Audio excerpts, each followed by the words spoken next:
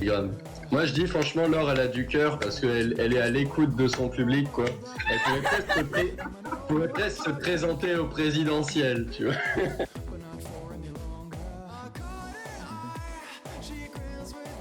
Et voilà, c'est bon, on est en live. Oh là là là là. Est-ce que vous êtes content? Déjà le million de viewers. Les 3 millions. De quoi tu parles? Voire même les 4 millions. Du coup, voilà, alors, si jamais il y a des gens qui arrivent, je sais pas encore s'il y a des gens qui arrivent parce que j'ai pas encore ouvert le truc. Alors, le but ce soir, c'est de justement classer nos psychologues célèbres, ceux qu'on a vus durant nos études. Et puis, du coup, je simplement les trier par ordre de préférence, en quelque sorte.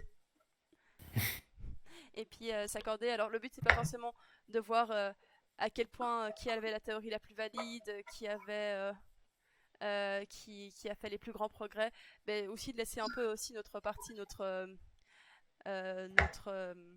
côté un peu affectif et de se dire oui c'est vrai que ce psychologue-là, personnellement j'ai une attache toute particulière à lui et puis pouvoir juste s'amuser un peu avec ça. Alors du coup on a 2 qui sont encore en études et 2 qui ont déjà fini leurs études depuis un petit moment. Non, je crois que je suis tout seul encore en études. Hein. Et moi alors? Ah mais oui, c'est vrai.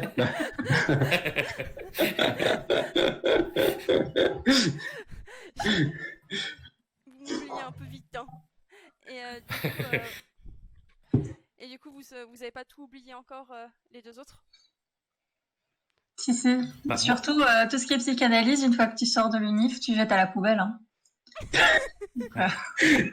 Ça commence directement sur la psychologie. Même déjà dans l'université. Hein. Ah ouais, c'est ça. Déjà, dès que tu as fini l'examen. C'est ça. Ah bah écoute, c'est des bons ancêtres, quoi. Fallait bien commencer quelque part. C'est ça. D'ailleurs, en parlant de psychanalyse, notre toute première personne est une psychanalyste, puisque c'est Anna Freud. Elle me dit qu'à chaque fois, on peut... Oui ? Est-ce que Anna Freud, c'est la fille de Freud qui faisait le rêve de la fraise? Le rêve de la fraise? Bah ouais, il y a dans les carnets de Freud, là, ou dans le livre, quand il parle du rêve, il parle d'un moment de sa fille qui, en gros, ils l'ont privée de dessert, elle voulait trop des fraises, mais ils l'ont privée de dessert pour la punir. Et en gros, le soir, elle arrivait de fraises, et du coup, lui, il s'est dit, bah voilà, le rêve, c'est la réalisation des fantasmes non réalisés dans la journée. Et du coup, la question, c'est est-ce que Anna était cette petite fille qui a été privée de fraises, qui ça a dû être un traumatisme lourd, je pense. Mais apparemment... Non, mais il a écrit ça sous coke, hein, de toute façon. Donc... Alors, de toute façon, donc ça, il faut toujours reprendre dans le contexte. Hein. Il y a Adonis Evans qui nous dit bonjour. Bonjour Adonis. Salut. Du coup, ouais, je crois que Anna Freud...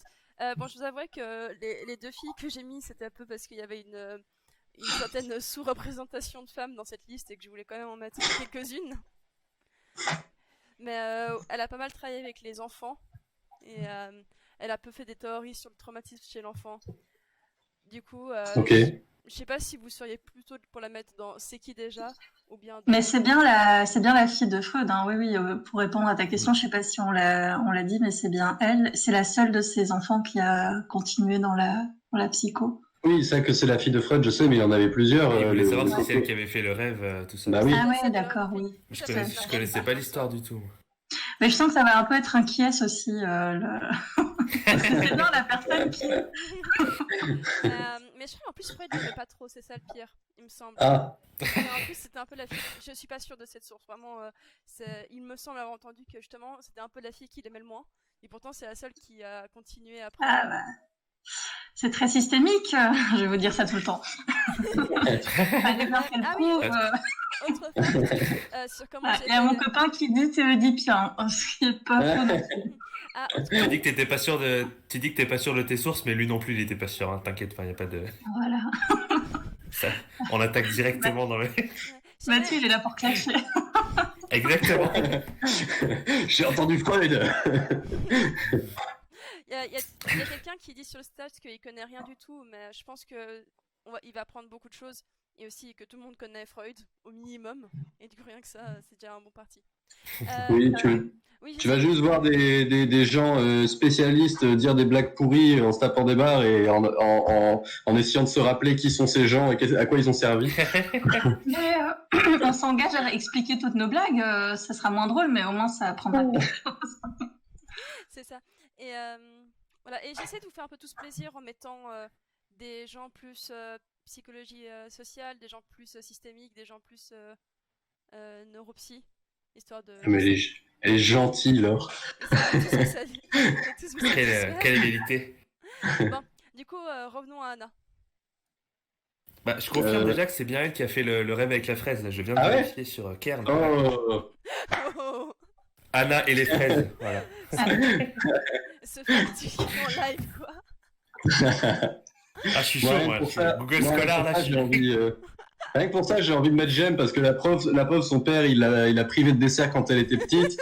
Ça l'a traumatisée. Elle s'est dit, il faut que je trouve cette fraise en moi et elle est allée jusqu'à suivre les traces de son père pour mieux comprendre son soi profond enfoui dans son inconscient. Surtout que si elle a travaillé sur les enfants, c'est qu'elle a travaillé sur les traumas infantiles, quoi. Genre vraiment, ça lui a elle s'est dit qu'il faut s'occuper d'eux dès le début. Elle a fait genre un hôpital pour les enfants qui avaient été traumatisés après je sais plus trop quelle guerre, peut-être la Seconde Guerre mondiale. Enfin un truc comme ça.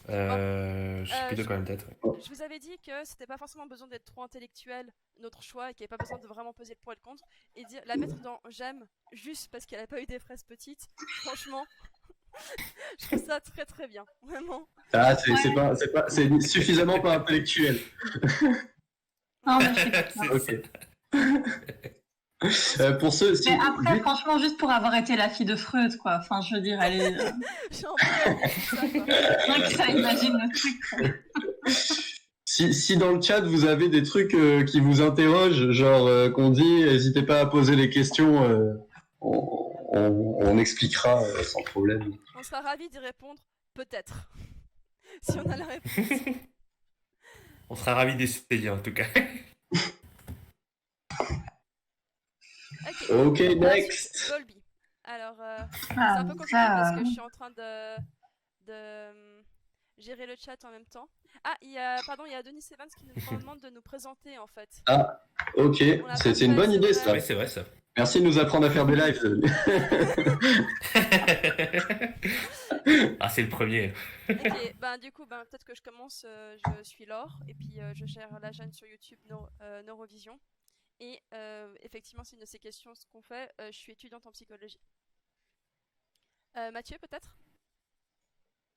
Ouais, moi je suis Mathieu du coup, comme tu viens de le dire. Je gère la chaîne Raptor Neuropsy sur YouTube et je suis neuropsychologue depuis 2017.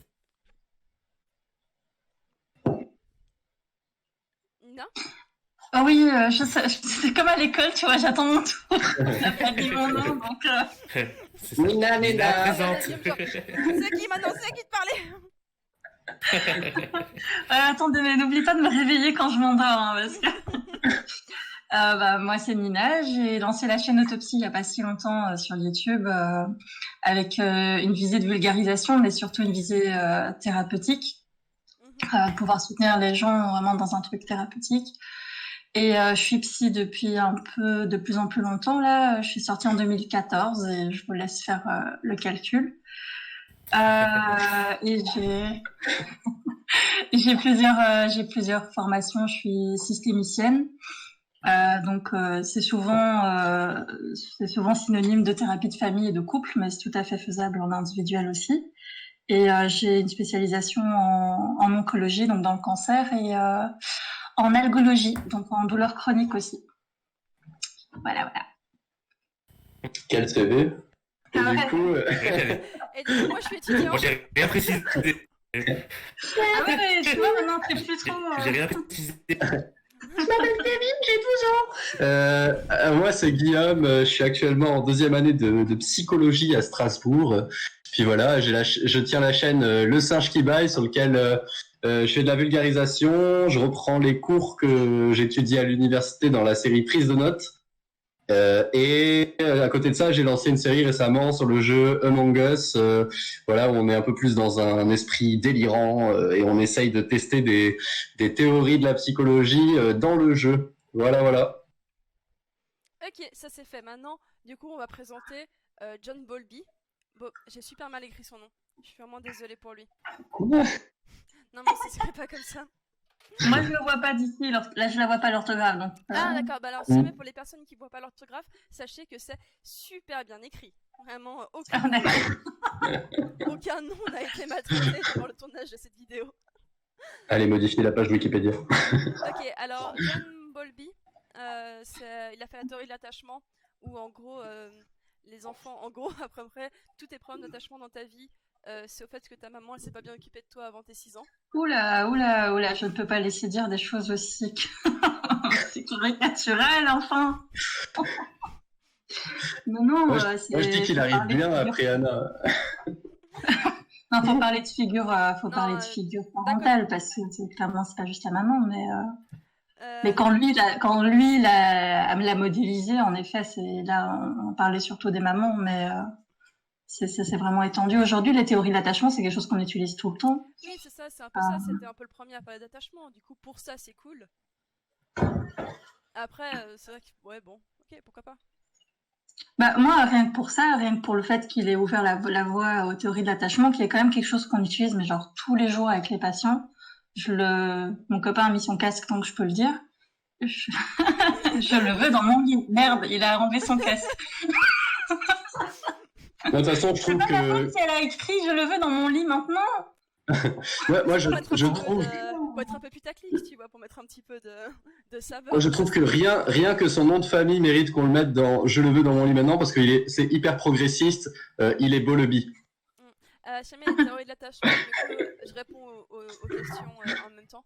Les théories de l'attachement, c'est tout ce qui est en gros, typiquement comment tu vas ta relation avec les autres. Du coup, selon la théorie de Bowlby, il y a soit l'attachement sécure où à la fois tu es proche des autres, mais en même temps tu peux quand même partir et faire d'autres choses. L'attachement insécure où tu as tout le temps besoin d'être avec la personne. Genre dans une relation de couple où il y a des gens qui sont tout le temps ensemble et qui peuvent rien faire d'autre. Ou bien, c'était quoi? C'était l'attachement. Alors, tu as insécure anxieux et insécure évitant. Ouais, anxiété Donc, évitant, c'est insécure ça. anxieux va avoir tendance à s'attacher et insécure évitant va avoir tendance à éviter, à se distancier quand il y a des problèmes relationnels. Et je crois que c'est dans un deuxième temps d'autres scientifiques qui sont venus ajouter encore un quatrième qui devait être genre insécure quelque chose, Ah non, il n'y a pas qui là est dans quelque chose d'un désorganisé. peu plus psychotique, non? Il y a le C'est désorganisé ça, où il n'y a ouais. rien qui va. Et, euh, et là, t'es plus dans un truc un peu psychotique où il y a une espèce de truc au niveau de la réalité qui est un peu plus compliqué, je crois. Mais, mais lui, je pense Ouais. que ça c'est vraiment venu après, quoi. Ok, bah du Donc en coup, gros, la théorie de l'attachement, c'est une théorie qui détermine comment est-ce qu'on va réagir toute notre vie avec les personnes qui nous sont proches en fonction de comment est-ce que on s'est développé dans notre enfance, quoi. Ouais, sauf que ouais. les études actuelles montrent vraiment que c'est quelque chose qui évolue dans le temps et que c'est ta première relation amoureuse. Il y avait une étude qui disait ça. Ta première relation amoureuse est plus prédictive de l'attachement que tu vas avoir plus tard dans ta vie que ton attachement à tes parents. Donc il y a quand même des petits trucs comme ça. Et c'est quelque chose qui évolue en fait parce il y a un très chouette bouquin là-dessus, mais alors par contre, je me souviens pas du titre par cœur, qui parle des théories de l'attachement dans les couples à l'âge adulte, du coup, et qui montre comment des personnes qui peuvent être insécures, anxieux et insécures évitants et qui se mettent en couple, donc des gens plus dans l'évitement et des gens plus dans le je me colle, qui se mettent en couple, en fait, comment ils peuvent arriver au fur et à mesure de leur relation, arriver à quelque chose de sécure. Et donc, il y a vraiment, enfin, c'est vraiment quelque chose qui bouge, mais ça, Bowlby, il l'a pas du tout. Mais aujourd'hui, quand on étudie ça, on voit vraiment que c'est quelque chose qui peut évoluer, quoi. Mhm. Ouais. Bah, j'ai bien parce que quand tu dis la première relation est prédictive, il y a un peu tous les gens qui se disent oh là là, mon ex, mon premier ex, non. Ah ouais. Est-ce que toute ma vie ce sera comme ça? Quand dans ta tête, ça fait c'est pas faux. Ok, bah du coup, les autres, vous en pensez quoi? On le met plutôt en 1, 2, 3. Moi, je le veux dans mon lit maintenant. Ok, c'est vrai maintenant. Ouais, maintenant, là. Ok, alors Bon, peut-être pas en l'état, mais...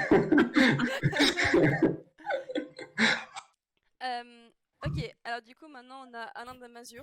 Alors pour moi, je vais être honnête, Alain Damasio, c'est un peu genre le mec genre qu'on m'a toujours présenté comme neuroscientifique de base, mais finalement jamais vraiment Moi, beaucoup compris sa j'ai une tech. remarque, c'est que le Damasio neuroscientifique dont on nous parle, il s'appelle pas Alain, il s'appelle Antonio.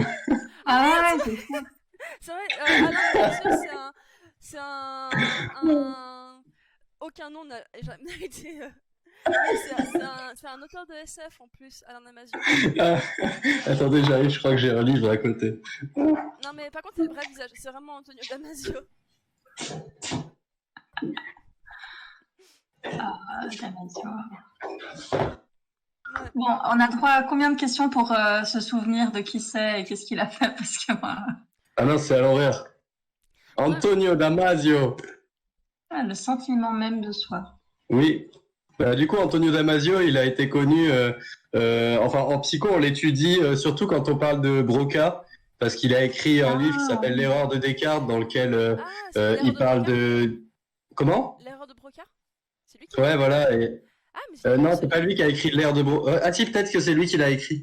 Mais moi, j'avais entendu parler de lui la première fois quand on parlait du livre L'erreur de Descartes, où il présente le cerveau comme une machine, quoi. Et en fait, l'erreur de Descartes dont il parle, c'est que Descartes, il disait, on pourrait imaginer que l'être humain est une machine très perfectionnée qui est capable de langage et tout. Mais en gros, il dit, regardez ce qu'on est capable de faire avec nos machines à son époque à lui, hein, Descartes. Imaginez la machine géante qu'il faudrait pour faire un truc aussi compliqué que l'être humain et toute sa logique, etc. Sauf que ce qu'il n'avait pas prévu, c'est qu'il y a une machine géante, microscopique là-dedans, avec des centaines de milliards de neurones, et que du coup, Damasio, quand il écrit l'ère de Descartes, c'est pour dire, bah mec, c'était une bonne idée ta réflexion, mais tu t'es planté, on a une énorme machine en fait dans la tête. Et du coup, ouais, Damasio, qui est toujours en vie d'ailleurs, neuroscientifique, a beaucoup travaillé sur les émotions, avec les lésés cérébraux, dans le sentiment même de soi. En fait, il parle de conscience et d'accès à la conscience avec le fait qu'il étudie en gros tout type de maladie dans lequel la conscience elle est un peu hachée, avec des personnes qui soit sont dans des comas, ou alors qui sont dans des phases où d'un coup ils se mettent à avoir des gestes automatiques, genre traverser une rue, prendre leur café, etc. Mais ils sont pas conscients, en fait, ils rentrent dans une épilepsie particulière, je sais plus comment ça s'appelle, qui font qu'ils agissent comme des robots automatiquement, et en fait après ils reprennent conscience d'eux-mêmes et ils sont perdus, ils captent pas ce qu'ils ont fait. C'est pas du tout du somnambulisme, c'est vraiment parce qu'ils ont un orage cérébral qui désactive complètement leur conscience. Du coup, voilà, Damasio, Antonio, hein, pas Alain, que je ne connais pas. Pour moi, c'est On va un oublier bon Alain. monsieur. Si jamais celui qui a écrit l'erreur de Broca, c'est pas lui, c'est Hugues Dufaux. D'accord. Et sinon, bonsoir à Mister Goat et à Azad. Mm. Ils me disent bonsoir. Par contre, Par contre, on a perdu Mathieu. Ouais. Il a disparu. Comme les dinosaures. Mais Oui. il a disparu comme Non, une mais dinosaure. c'est drôle parce que c'est Raptor, le nom de sa Ah, chaîne. Ouais, c'est ouais. marrant parce que La C'est le tronche Raptor. de mon mec quand j'ai fait cette blague. Non, pas mal. Bah, peut-être que le Raptor reviendra à la vie à un moment ou à un autre. Ah, les scientifiques essayent toujours de faire ça aujourd'hui, ça a l'air mal barré. Ah non, non, faites pas ça.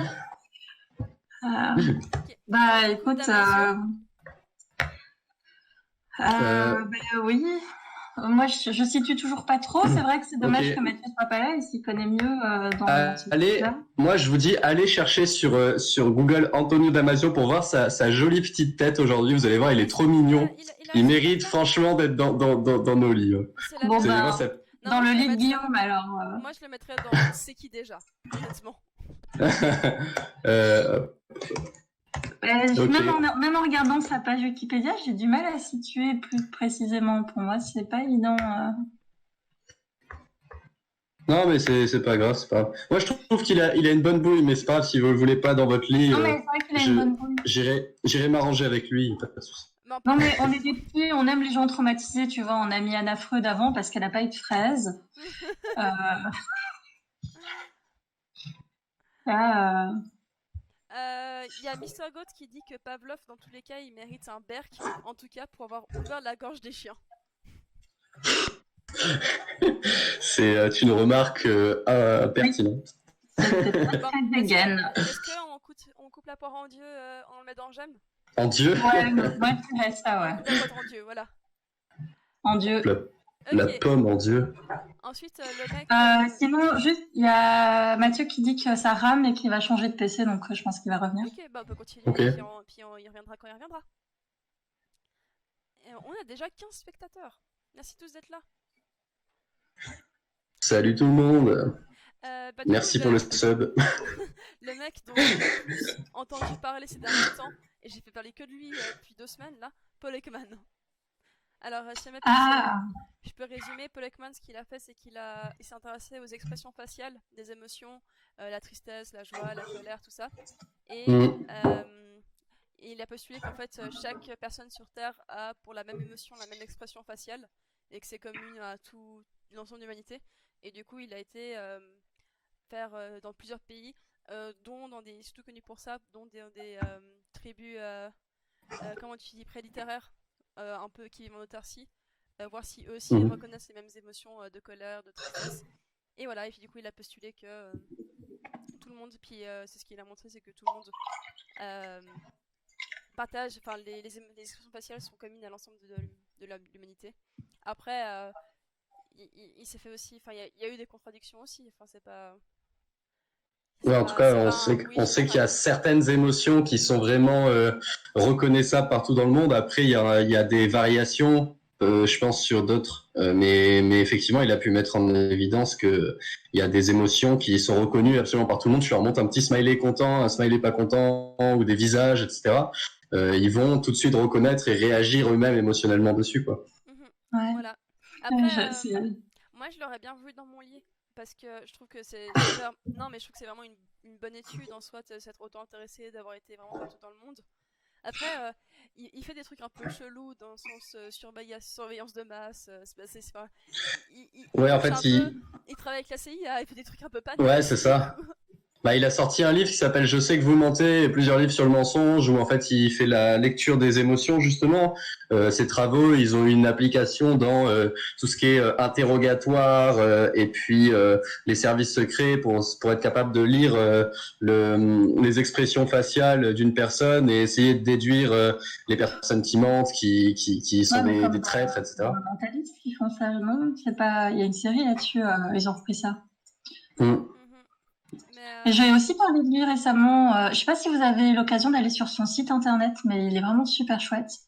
Il s'est vraiment super bien foutu. Il y a moyen de comment dire, explorer entre les émotions, de voir les nuances et tout. Bon, c'est en anglais, mais franchement, ça vaut le coup d'aller voir son site. C'est super bien expliqué. Et c'est super chouette de naviguer dessus, franchement. Après, je sais pas, son site, il y a à peu près chaque instant, il te propose d'acheter un truc à 200 balles. Ah bon? Ah, il est là, genre, waouh, les fax, achetez-le pour seulement $150. Ah oui, d'accord, on va dire ça. Achetez il est ma devenu merde. Par contre, il est riche grâce à son truc, mais un truc de dingue. Hein. Ouais. Ah non, le gars, il a un manoir. Moi, je le mettrais dans J'aime, tu vois, parce que d'un côté, il est cool, et d'un côté, c'est tellement un businessman, quoi. Tu le mettrais dans quoi? Dans J'aime, du coup. Je croyais que vous le vouliez dans votre lit. Pour moi, on est tous d'accord pour se dire que dans son lit, il faut de l'émotion. Et qui de mieux pour l'apporter que Paul Ekman? C'est vrai, mais quand même, genre, le mec, il travaille à la CIA. Mais oui, en soi, ces théories sont, même si elles ont été un peu contredites par beaucoup de gens, ça reste cool, ça reste quand même vraiment malin d'avoir voulu aller regarder oui. des gens en Nouvelle-Guinée. Et puis, ils ont quand même fait un film à partir de ça. Ils ont fait Vice Versa, très bon film que je recommande. C'est Ekman et Panksepp, je crois, qui ont été les consultants scientifiques du film. Ah ouais. Vraiment. Mais moi, franchement, vu que j'utilise tous les jours son concept et son modèle, je ne peux que le mettre dans mon lit. Ce serait mentir, sinon... Ok, c'est bon, on est là. Ok, alors, Léon Festinger, qui a fait notamment la comparaison sociale, et il a fait quoi aussi? La dissonance cognitive. Oui, et puis je peux vite fait parler de ce que je vous ai dit tout à l'heure. Festinger, si vous voulez, lui, professeur de psychologie, il dit à des étudiants, ça vous dit les gars, j'ai entendu parler d'une secte qui prédit la fin du monde là dans quelques temps, on intègre la secte et puis on participe à leurs activités, comme ça on voit ce qui se passe le jour de la fin du monde, vu que a priori ce sera pas la fin du monde, il va bien se passer un truc d'intéressant psychologiquement en parlant chez ces gars. Et du coup l'heure de la fin du monde arrive, les gars ils sont en mode gros silence, genre tout le monde se regarde, c'est le moment gênant absolu, mais on n'est pas censé être tous morts là. Et puis finalement, t'as la gourou qui arrive parce qu'elle était en contact bien sûr avec les aliens. Elle arrive, elle fait j'ai un nouveau message qu'elle a eu par écriture automatique. Ils m'ont contacté et en fait, grâce à leurs prières, ils avaient réussi à sauver le monde, incroyable. Et alors qu'avant ça restait une secte très discrète, d'un coup ils ont dû parler à tout le monde. Wow, venez rejoindre notre secte. Enfin non, ils disaient pas notre secte parce que généralement les gens disent pas ça. Venez prier avec nous les êtres. Les aliens et tout, Et en ce moment, avec les QAnon, pour ceux qui ont un peu suivi, c'est exactement ce qui est en train de se passer. Le Q avait prédit que à la sortie de Biden, à l'arrivée de Biden, il serait arrêté et que Trump sauverait le monde, etc. Ce qui n'est absolument pas arrivé. Et du coup, les QAnon sont en train de réinventer des délires complètement loufoques pour justifier que, en fait, le miracle n'est pas arrivé, mais c'est tout à fait normal, il est en train d'arriver. Voilà, du coup, ouais. Bien, moi j'avais complètement oublié qu'il existait, mais c'est vrai que c'est cool. C'est de la psychologie sociale, quoi.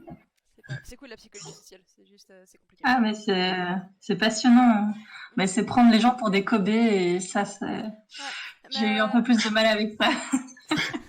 Il faudrait à peu près à un moment qu'on arrête de tous les mettre tout en haut parce que déjà ça ferait beaucoup de gens. Ouais, mais on n'a pas encore fait la liste vraiment. T'inquiète, il y a Freud qui arrive après. Oh, le Raptor est de retour. Il y a All et tout qui dit tu voulais pas être major de promo il y a 2 ans, est-ce que tu y es parvenu? Ah, c'est par rapport à moi? Ou toi? Je sais pas. Tu voulais être major il y a 2 ans, toi? Mais je ne crois pas, non. Du coup, ça doit être par rapport à moi. Non, j'étais arrivé 6e au premier semestre, en bossant comme un arrache-pied un mois avant. Du coup, au 2e semestre, je me suis dit, je vais bosser dès le début du semestre. Sauf que ça m'a tellement cassé les couilles de faire ça que, en fait, j'allais trop lentement. Et le temps passait et je ne me rendais pas compte que j'avançais pas dans mon travail alors que je faisais ça du matin au soir, mais je rêvassais et tout. J'étais persuadé que je travaillais. Et une semaine avant, j'avais séché les cours, hein, parce que du coup, je préférais travailler tout seul qu'aller en cours et tout.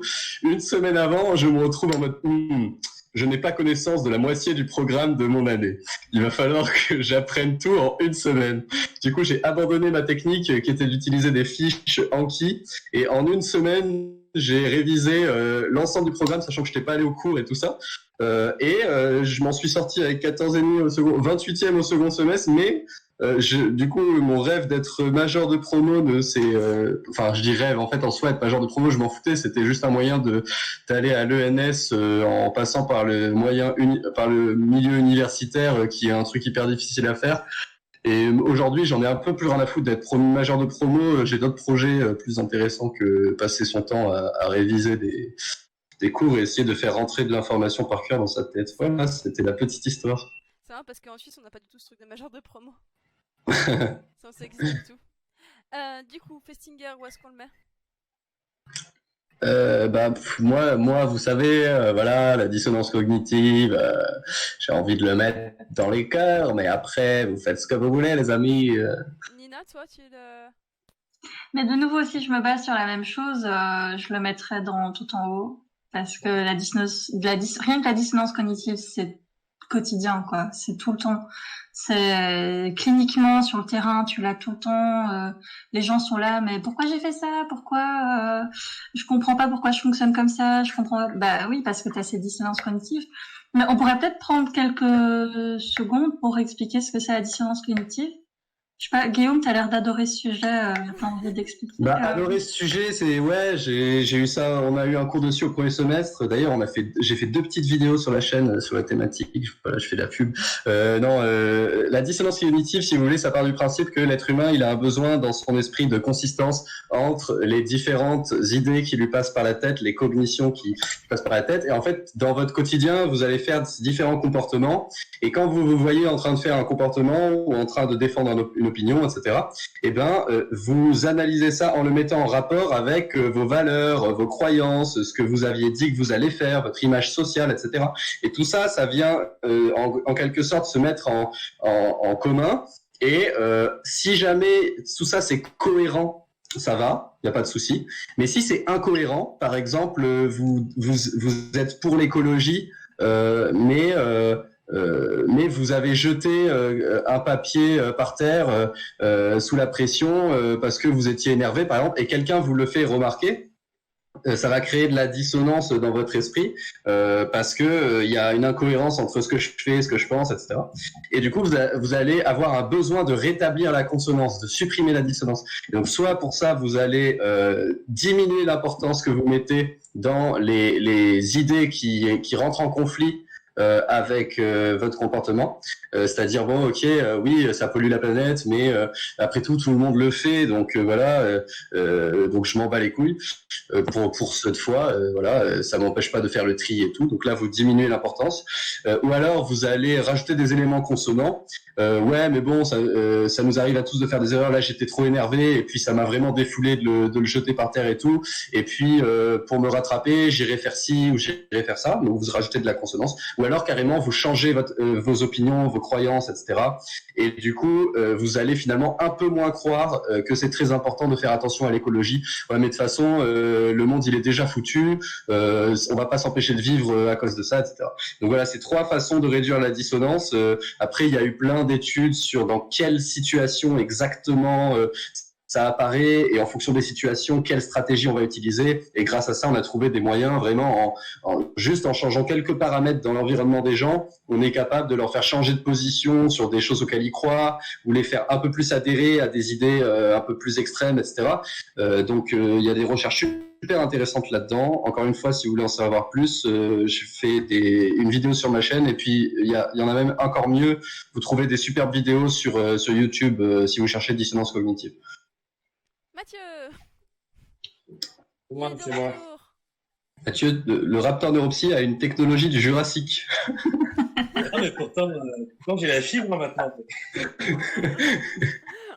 Il y a rien qui va. C'est hallucinant. Ah, c'est un peu la fibre paléo-optique. Excellent. Allez, donc, Sinon, olé au tout, je veux faire quel master?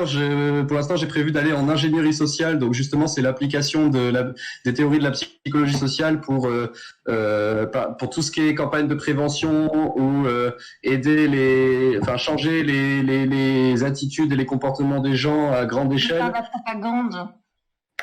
Ça peut servir à ça aussi. En fait, tu peux travailler pour des ONG, par exemple, autant que pour le privé. En fait, le mec qui fait de l'ingénierie sociale, il peut faire du service public, il peut bosser pour Médecins sans frontières pour convaincre les gens de donner pour les gens qui ont besoin dans le monde, ou il peut bosser pour faire de la propagande, effectivement, ou auprès de marketeurs.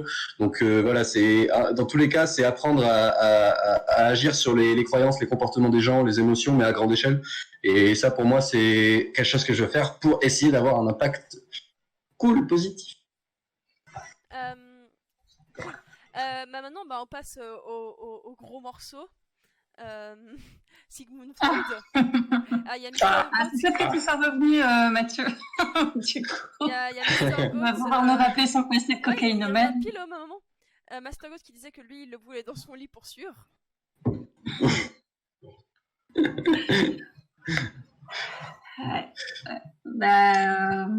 Il faut parler, les gars, là. Non, mais je me disais, Freud, tu vois, par exemple, exemple typique de truc que j'utilise jamais, quoi. Genre, je sais, j'ai des collègues que j'estime, que j'aime beaucoup, vers qui je peux même renvoyer des patients qui vont vraiment l'utiliser, mais j'allais dire, je sais pas si ça vous est déjà arrivé, mais peut-être pas, en fait, mais quand vous êtes au milieu d'une conversation de psychanalyste, vous le sentez vite que vous n'êtes pas psychanalyste, quoi. Genre, le délire, il peut aller très loin. Et quand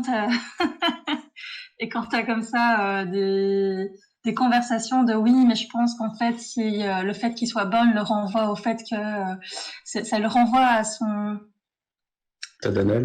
complexe d'Oedipe. complexe de castration, des trucs comme ça, tu es un peu en mode waouh.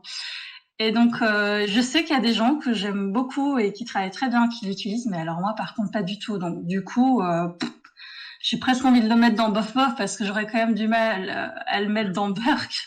Ça reste quand même celui qui a ouvert la voie un peu plus à ça, mais... Moi, j'ai envie de le mettre dans C'est qui déjà. Mais après, j'ai peur qu'on me prenne pour un troll. Il y a Mr. Bot qui dit Freud c'est F en psycho et D- en tant que psychologue, que philosophe. Et puis quelqu'un qui dit que Freud est sexiste. Oui, après, dans les années 1920, tout le monde l'était. Mais Ouais. après, peut-être qu'il l'était plus que les autres encore. Non, c'est vrai que quand j'ai lu une fois du Freud dans ma vie. Et oh là là, c'est vrai que les femmes elles prennent cher quoi. Enfin, genre. C'est à peine des êtres humains pour lui. Les femmes, les homosexuels, bisexuels. De toute façon, ils sont tous malades. Bah après, heureusement, les psy qui vont utiliser vraiment les théories de Freud aujourd'hui sont vraiment pas là-dedans. Il y en a très très peu des puristes. Ça existe, j'imagine encore, mais la plupart des gens qui vont se dire freudiens utilisent les concepts, mais ils ont rien de sexiste, ils ont rien d'homophobe. Donc, il y a une page qui s'appelle, comment ça s'appelle déjà, Paye ton psy. C'est une page Facebook qui en gros qui rapporte les commentaires sexistes que les gens se sont pris face à un psy. Et t'as de ces trucs parfois. Mais oui, mais il y en a qui disent genre, mais typiquement, si ton grand-père a couché avec toi, c'est parce que d'une certaine manière, tu lui envoyais des signes d'attirance, tu vois. Enfin, genre vraiment. Ah bah, on n'a pas Dolto qui arrive après. Ah non, on l'a pas mise parce que elle était dans ce délire-là. Elle. Non, j'ai pas mise. Mais oui, t'as des gens encore en 2021. Enfin, genre t'as des gens parfois, mais qui disent des trucs mais très premier regret et que oui. De toute façon, elle a bien cherché la salope. Ouais, bien que les lesbiennes, c'est parce que elles ont une peur du pénis. Enfin, vraiment. Il y en a qui y croient. Non, mais c'est sûr, faut faire attention à tout ça, faut faire attention aux dérives et faut pas hésiter à... Ça, c'est toujours le problème parce que quand on va voir un psy, on est dans un moment vulnérable, donc c'est un moment où justement on a besoin de soutien et on est moins... comment dire, c'est plus compliqué de se protéger. Mais il faut vraiment pas hésiter à se faire confiance là-dessus. Je veux dire, faut faire confiance à son instinct. Et si vous sentez pas la personne, vous vous barrez et vous revenez pas, quoi. Non, c'est clair. C'est sûr. Et puis c'est pas parce que, enfin, faut pas aussi croire que parce que t'es psy, t'as toujours raison sur tout, quoi. Enfin, genre, si ton psy te dit, t'es lesbienne parce que t'as peur des pénis, parce que tu as une angoisse par rapport à ton père, je pense que t'es en train de te dire, non. Exactement. Et tu te barres d'ailleurs parce que si t'as dit ça. Ouais, tu te lèves et tu t'en vas, quoi. Et tu remets jamais. Non, mais en fait, pour moi, le truc le plus dommage avec... bon, après, là, on parle forcément, on parle de Freud, du coup, ça me donne envie de parler de psychanalyse. J'ai pas besoin d'expliquer pourquoi. Et pour moi, le truc le plus dommage avec la psychanalyse, c'est que j'ai l'impression, en fait, qu'un peu dans les cursus universitaires en France, ceux qui partent en psychanalyse, c'est ceux qui sont le moins en phase avec la science et toutes les matières scientifiques en université de psychologie. Et ça, c'est dommage parce que si ça se trouve dans la théorie psychanalytique, il y a des trucs à explorer et à expérimenter parce qu'on dit toujours ouais la théorie psychanalytique elle est irréfutable, mais peut-être qu'il y a des trucs irréfutables dans la théorie et des trucs testables. D'ailleurs, il y a certaines parties de ce qui est dans la théorie, et PsychoQuack il a fait une vidéo dessus, mais certains trucs qui sont dans la théorie psychanalytique comme par exemple le transfert, c'est des choses qui sont aujourd'hui utilisées dans des thérapies cognitivo-comportementales, dans les thérapies de schéma par exemple. Le transfert, même si c'est pas le plus utilisé sous ce terme. Si, même on parle de thérapie transférielle. Et ça, c'est des choses qui ont montré leur efficacité pour soigner les troubles de la personnalité. Mais c'est pas de la psychanalyse, c'est plus de la psychanalyse du coup. Mais par contre, c'est basé sur des concepts qui à la base ont été trouvés par le papy Freud, alors même que le gars, il sortait ses théories de trucs pas du tout étudiés scientifiquement. C'était des instincts. Et si ça se trouve dans ce domaine qui est la psychanalyse, il y a d'autres trucs à aller explorer. Le problème, c'est que si les psychanalystes il reste contre l'idée que en fait la méthode scientifique ça peut vraiment emmener quelque part en termes de connaissances sur l'esprit humain et de démêler le vrai du faux, et qui reste contre ça, et que de l'autre côté du coup t'as les autres courants qui sont pro science et qui du coup leur chient dessus, et qu'après ça part en fait en guerre Est-ce que la science c'est bien ou pas? bah ouais, et ça part en mode social, c'est-à-dire ça part en mode clan. Mais ça, c'est très Et français. du Hein. coup, c'est le cas, eux, ouais. ils se renferment sur leur truc en mode ici, on a raison. Et les autres, non, vous avez tort. Et du coup, ça, pour moi, enfin, c'est une réflexion que j'ai eue tout à l'heure pour vous dire avant le live. Et je sais pas, je me dis, en tout cas, c'est un truc qu'on remarque bien sur les nerds de psychologie, les mêmes anti-psycha et les mêmes pro-psycha. Mais c'est très français, en fait. En France, excuse-moi, je t'ai Ouais, interrompu. vas-y, non, mais autant se couper parce que. Sinon on parle jamais nous. Oui. Non, oui tu disais? Je disais, c'est très français, en fait. C'est vraiment cette opposition. Peut-être parce qu'il y a eu Lacan qui est passé par là et qu'ils se sont rattachés à Lacan. Mais moi, je le sens pas aussi fort en Belgique. Hein. Franchement, les psychanalystes qui sont ouverts à d'autres choses, qui font de la psychoéducation et des trucs comme ça, il y en a plein. Et par contre, je pense que ça existe. Hein. Ils ont étudié, hein. Ils ont fait des études sur certains concepts. Il y a des psychanalystes. En 2004, avait fait une étude justement avec la psychanalyse. Où, en fait, elle disait que la psychanalyse améliorait pas justement la situation des patients par rapport à un groupe contrôle, et qu'au contraire, ça pouvait être délétère dans les prises en charge de l'autisme. Parce que je sais pas, il y avait une théorie de l'autisme qui était il y avait des théories de l'autisme qui étaient par rapport à l'attachement à la mère, tout ça, bref. Voilà, et puis c'était un leader. Du coup, la psychanalyse a pris un gros coup à ce moment-là. Oui, tu disais Mathieu? Moi, je disais c'était très culpabilisant avec l'histoire de la mère frigidaire, quelque chose comme ça. Ouais, mais c'était qui avait écrit là-dessus il écrivait des briques comme ça où il faisait que culpabiliser les mères d'enfants autistes. C'était abominable, j'ai oublié son nom. Je vous retrouverai ça.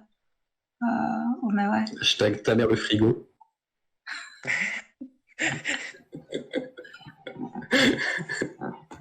Je vois qu'il y a une question, je sais pas comment on prononce, Ouléotu, c'est ça? Qui demande quel master on fait, je crois. Ouais, mais je me dis peut-être que ce serait bien si peut-être c'est très chou de poser des questions et puis c'est très cool et c'est très agréable d'avoir un chat actif. Mais peut-être ce serait bien si on restait un peu sur le sujet, sinon on va finir à 3h du matin si on répond aux questions sur les masters et tout ça. Ça marche. Quitte à pourquoi pas faire un live bientôt, on répond plus à des questions autres, pourquoi pas. Mais juste là rester sur le sujet parce qu'il y a déjà beaucoup. Je sais pas si ça vous va. Ouais, c'est vrai que la liste est sacrément... Bon, du coup, alors Sigmund Freud, j'aurais envie de le mettre bof si on le prend dans son contexte, et Berk si on le prend pour les gens qui l'utilisent encore tel quel aujourd'hui. Moi, je le mettrais dans bof parce que j'ai quand même du mal. J'ai l'impression que c'est genre mon ancêtre et que je ferais trop de trahison si je le mettais tout en bas de la liste. Mais moi, je maintiens mon c'est qui déjà parce que j'ai bu pour oublier et je crois que ça a marché. Et toi, Mathieu? Bah, moi, du coup, je me dis que sans lui, on rigolerait vachement moins quand même. Et pour cette raison, finalement, c'est un peu comment dire, notre némésis à tous. Du coup, je mettrai dans mon lit maintenant, moi. Mais non. Mais c'est vrai que ça serait stylé quand même d'avoir Freud dans son lit maintenant, disons-le. Qui peut dire hier soir, je me suis tapé Freud. Oh non, il y a les trucs qui a un petit cœur brisé. Non, je voulais pas te blesser. Le pauvre. Bah du coup, est-ce qu'on le met dans C'est qui déjà? Ça fait une moyenne. Oui, voilà, c'est ça. ouais, mais c'était vraiment drôle de le mettre là, donc rien que pour la blague. Franchement, je pense que ça lui ferait plus de mal. Bon. C'est violent. Hein. Genre, tu préfères être détesté ou oublié? Et en fait, on a un peu refoulé, quoi. Oh.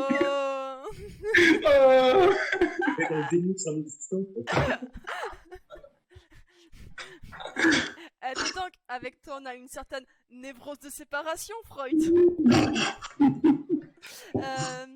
Jane Goodall, qui est pas vraiment une psychologue, mais je me suis dit, elle a beaucoup étudié le comportement des singes. Et du coup, les singes, c'est quand même très proche de nous. Donc c'est un peu une psychologue.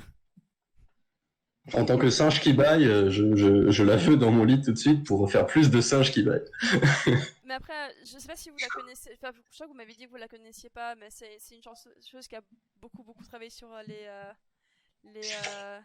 oui, les vannes de psy sont géniales. Qui a beaucoup travaillé justement sur les singes et puis qui a un peu la spécialiste du domaine du comportement des singes et tout. Il me semble que c'était un peu. Qu'est-ce que t'as fait? Mais ils ont pas fait un épisode des Simpsons sur elle? Je sais pas, est-ce que vous le voyez à l'endroit, mon nom? Non, on le voit à l'envers. Mais c'est pas Ah grave, merde, on a j'ai- quand même compris ce que c'était. T'as raison, il y a un épisode, mais je sais plus si c'est sur cette personne-là, mais en tout cas, c'est sur une personne qui étudie les singes et un truc dessus. Oui, Mais je trouve que Ouais. quand je regarde sur Wikipédia, je trouve que c'est à la même tête que le dessin des Simpsons, mais Si peut-être que je me trompe. dans Tarzan, la fille dans Sergent s'appelle Jane en l'honneur de elle. Ah, Du coup, C'est Jane et tout. moi je la mettrais dans mon lit tout de suite. Mais, c'est bien elle hein, dans les Simpsons. Ok. C'est vrai qu'elle a la même tête. Et aussi parce que voilà, pour être une chercheuse hyper connue à l'époque, c'est quand même pas rien. Je sais pas trop ce que vous en pensez. Moi, je dis oui. Hein. De toute façon, après avoir fait une vidéo sur la sexualité avec Mathieu et toi, ça me paraît être la bonne suite que de mettre tous ces psys dans notre lit maintenant. Ah, c'est vrai que t'allais dire un truc du style ouais, parce que du coup elle s'occupait des singes et vous êtes un peu des singes aussi. Ouf, ouais, je me serais pas permis quand même. Ah, bien. Tu y es arrivé. Mais- Carl Jung. Ah bah ça, figure-toi que de toutes mes années d'études, j'en ai jamais entendu parler. Moi, Ben, pareil. ouais, Et je me souviens très bien qu'un jour en dernière année de master, j'ai posé la question à un de mes profs en disant ben tiens, je sais plus de quoi il parlait, genre un truc qui me faisait penser à l'inconscient collectif dont il parle. Et j'ai dit ah tiens, ça c'est pas genre ce dont parle Jung, et il m'a regardé, il a fait j'en sais rien. Et donc moi, je me suis dit ah ouais bah comme il a été fort repoussé par tout ce qui est psychanalyste, il a été fort critiqué, peut-être que du coup les universités veulent pas en parler. Ouais. Je sais pas si vous en avez plus entendu fait, parler. c'est trois choses sur lui. La première chose, c'est qu'il est suisse, du coup patrimoine. La deuxième chose, c'est qu'il contredisait Freud. Et la troisième chose, c'est qu'il couchait avec ses patientes. Et je crois que les gens se souviennent surtout de lui à cause de ça. Finalement, 3 bons points, quoi. Vraiment solide, tu vois. Ouais, en fait, Jung, il était à la base, c'était un étudiant de Freud. Ouais. Et il était super fan parce que à l'époque Freud il était en train de faire sa théorie des rêves et donc Jung c'était un mec un peu spirituel, tu vois, il adorait un peu tout ce qui était Inde et bouddhisme et tout ça, et les théories de Freud sur le rêve ça l'inspirait beaucoup et du coup il est devenu le best élève de Freud. Il a même accompagné à des conférences aux États-Unis et tout, genre le gars c'était vraiment son bras droit, et donc c'est très drôle qu'on n'en parle plus du tout dans les universités aujourd'hui.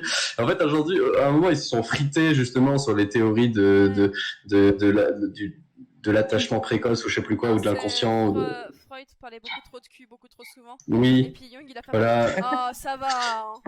Oh, et en fait, voilà, Jung voulait se taper sa mère et ça l'a saoulé, donc il est parti. C'est ça, c'est ce que les psychanalystes retiendront. Et je crois aussi que Jung trouvait ça cool de coucher avec ses patientes. Et puis oui, c'est un surtout. peu, et mon gars. Alors que c'est la non, c'est très thérapeutique. Et en fait, Jung, il a développé une théorie des archétypes. Donc alors, selon lui, depuis la nuit des temps, l'humanité, elle a des archétypes, donc que ce soit le serpent, le soleil et tout ça, qui ont des symboles, qui représentent des choses de manière inconsciente. D'ailleurs, c'est très drôle qu'il ait dit que selon vous, il a dit que Freud parlait trop de sexe, parce que moi, j'ai lu en partie son livre Métamorphose de l'âme et de ses symboles. Non, Métaphore de l'âme et de ses symboles, ou Métamorphose, je sais plus. Bref, et dedans, il parle de cul. Hein, il parle beaucoup de cul. Et en fait, il parle par exemple des rêves où il y a le serpent et tout ça, et il fait le lien avec le phallus et tout autre genre de joyeuseté.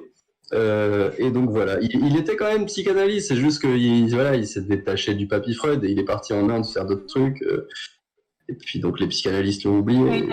il a aussi beaucoup, et c'est pour ça qu'on parle beaucoup de lui maintenant. Souvent, les psychanalystes qui vont être plus jungiens vont être des gens qui vont beaucoup plus travailler à un niveau spirituel. Il y a vraiment quelque chose, il y a une dimension spirituelle chez Jung qu'on Ouais, retrouve et pas je crois que nécessairement dans le reste. la femme de Jung aussi, elle faisait des trucs un peu sur les images. Sinon, il y a Mr. God qui propose de mettre aussi Jung dans C'est qui déjà, juste par équité avec Freud. Bah, ou alors au contraire, histoire de rebalancer l'histoire, hein, on pourrait mettre Jung à Gênes parce que il est parti, il a abandonné le navire de Freud à l'époque où Mais moi, je trouve 50 ans de le moi, je faire. le mettrais bien dans Bof Bof, juste parce que le gars, il est encore plus oubliable que Freud, quoi. Enfin, genre, Mais Freud n'est pas oubliable, donc ça marche pas. Freud va malheureusement rester dans l'histoire de la psychologie. Enfin, je dis malheureusement, c'est pas sympa. Non, franchement, on dit des choses méchantes ce soir. On est méchants. oh. Moi, Freud, d'accord. j'essaie de le protéger. J'essaie de le Je veux dire, c'est pas comme s'il manquait de supporters, tu vois. Enfin, genre, C'est clair. c'est plus rebelle de le critiquer que d'être avec lui, hein. Genre, Ah, Denis, c'est vrai. Zéro respect pour Freud, ouais, c'est vrai. il y a, Moi, je... il y a Denis qui dit zéro respect pour Freud. J'ai envie de dire, est-ce que c'était pas un peu prévu? C'était pas prévisible. Est-ce que vous n'êtes pas venus pour ça? Ça plaît pas. Vous avez vu le film qui parle justement de la relation entre Freud et Jung Non. avec, Ah non. Ouais, je l'ai vu. avec une tête de casting en plus, avec Ouais, c'est Michael Fassbender. Ouais, il y a plein de, Et Viggo Mortensen qui fait Freud. il y a plein de gens, mais il est un peu chiant le film. Enfin, vous pouvez le voir, il est un peu long. Par contre, je vous conseille une série Netflix qui est animée. Donc c'est pas une série en mode, mais il s'appelle Crisis Jung. Donc Crisis, la crise, et Jung. Et en fait, c'est un truc complètement pété en mode guerrier et tout, en mode combat. Et en fait, c'est que de la métaphore basée sur les archétypes de Jung et des trucs un peu sexuels. Mais ça va vous faire péter un câble. C'est délirant. C'est des épisodes de 10 minutes et où il y a un héros qui doit combattre différents méchants pour rejoindre mince, comment il s'appelle, machin Jésus, je sais plus quoi, qui est un espèce de gros bébé qui chie des monstres par son cul. Donc un délire à la mode shonen, mais en mode voilà, occidental. C'est vraiment très délirant. Donc Crisis Jung, valeur sûre si vous voulez voir. Ouais, et à la série Netflix Jung aussi, où j'ai rien compris du tout. Du coup, est-ce qu'on le met aussi dans C'est qui déjà, ou bien dans Bof Bof? Pour moi, il peut aller dans Bof Bof, voire dans Burke, mais en même temps, je le connais pas assez pour dire Burke.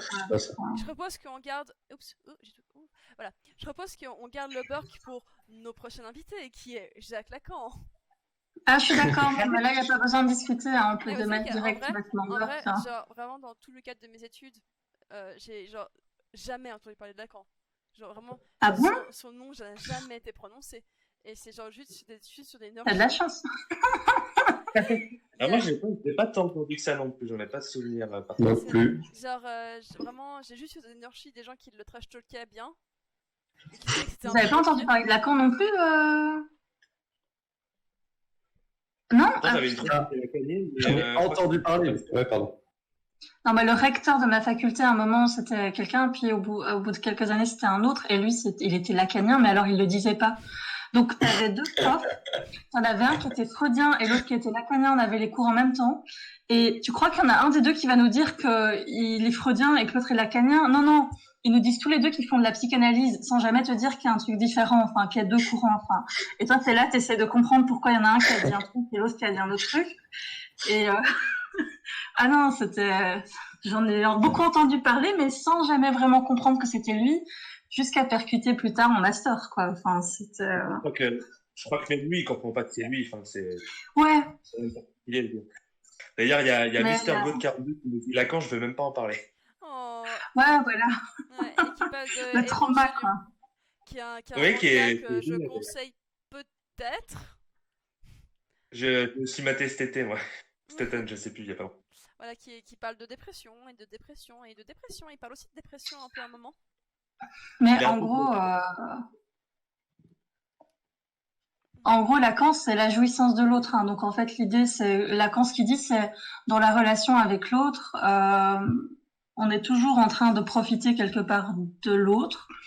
Et il a beaucoup travaillé sur les paranoïas, là où Freud n'avait pas trop travaillé sur ces structures de personnalité-là. Et et c'est vrai que bon, eux, ce qu'ils disent, c'est que les personnes qui sont dans de la paranoïa vont sentir un peu trop fort le fait que l'autre profite de nous, ce qui est juste, voilà, ça fait partie du relationnel, hein, de moi je profite de toi et toi tu profites un peu de moi et de l'autre côté je te donne mais tu me donnes aussi, donc et que les personnes paranoïaques vont avoir tendance à un peu trop fortement sentir ça et que ça va être hyper envahissant. Donc lui il a beaucoup travaillé là-dessus. Après, quand t'écoutes, parce que Lacan a jamais écrit lui-même, c'est les autres qui ont réécrit des séminaires qu'il faisait. Et tous ces séminaires, enfin en tout cas il y en a énormément, sont dispo sur YouTube. Et franchement, je vous invite à y aller, à regarder, et juste à mettre au hasard au milieu. Vous pouvez commencer dès le début, hein, si vous avez le courage.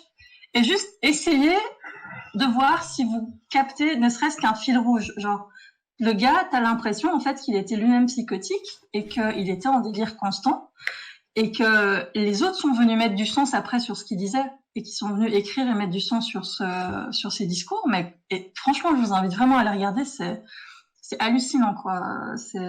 Mais bon, ça c'est mon expérience. Par contre, voilà, je connais des super bons thérapeutes qui sont lacaniens et j'imagine que eux, ils doivent s'y retrouver là-dedans. Donc, mais je trouve ça super chaud de s'y retrouver dans cette théorie. Ouais, le mec, il en peut quoi. Moi, perso, je ne connais rien sur lui, si ce n'est qu'il a fait de la psychanalyse et qu'un jour, un prof de philo est venu me voir en disant, en sachant que maintenant j'étais en psycho, il m'a dit, mais vous étudiez encore la psychanalyse en psycho Ah oui, parce que apparemment, en France, on est un des derniers pays qui est autant à fond psychanalyse. Ça, c'est parce qu'on a eu Lacan. National. Lacan se différera bien d'un gourou qui dit absolument rien. Par l'autre d'un philosophe analytique. Voilà. Bah du coup, est-ce qu'on le met dans Berk? Ouais, tu peux même le mettre en dehors du classement, moi ça me dérange pas. Hein. On rajoute encore une case. Les années de trauma. Hein. Et alors maintenant, notre prochain est Stanley Milgram. Et vraiment, je pensais pas qu'il avait cette tête-là. Genre... C'est vrai qu'il a une bonne gueule, hein. On a l'impression qu'il va te vendre du savon. un peu de boxeur comme ça, un mec un peu rebelle. Ah, on a perdu Nina. Ah. Enfin, je trouve qu'il a un peu une tête de boxeur ou bien de mec qui fait de la muscu. Ah ouais. Du coup, tu le veux dans ton lit?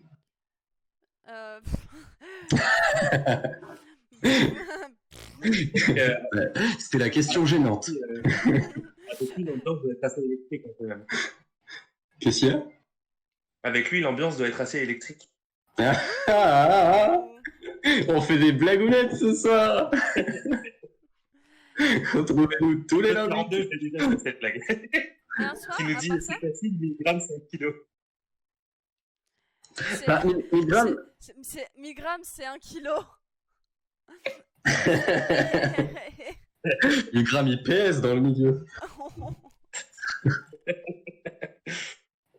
Il y a Denis qui veut que Nina revienne, mais ouais, elle va revenir dans un autre.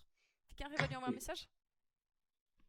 Il paraît qu'un lacanien est venu l'enlever à domicile. Ah, suite à ce discours. 1000 grammes, bon, s'il y a des gens qui connaissent pas 1000 grammes, c'est celui qui avait fait justement cette expérience où il y avait quelqu'un qui devait donner des chocs électriques à une autre personne de l'autre côté d'un mur.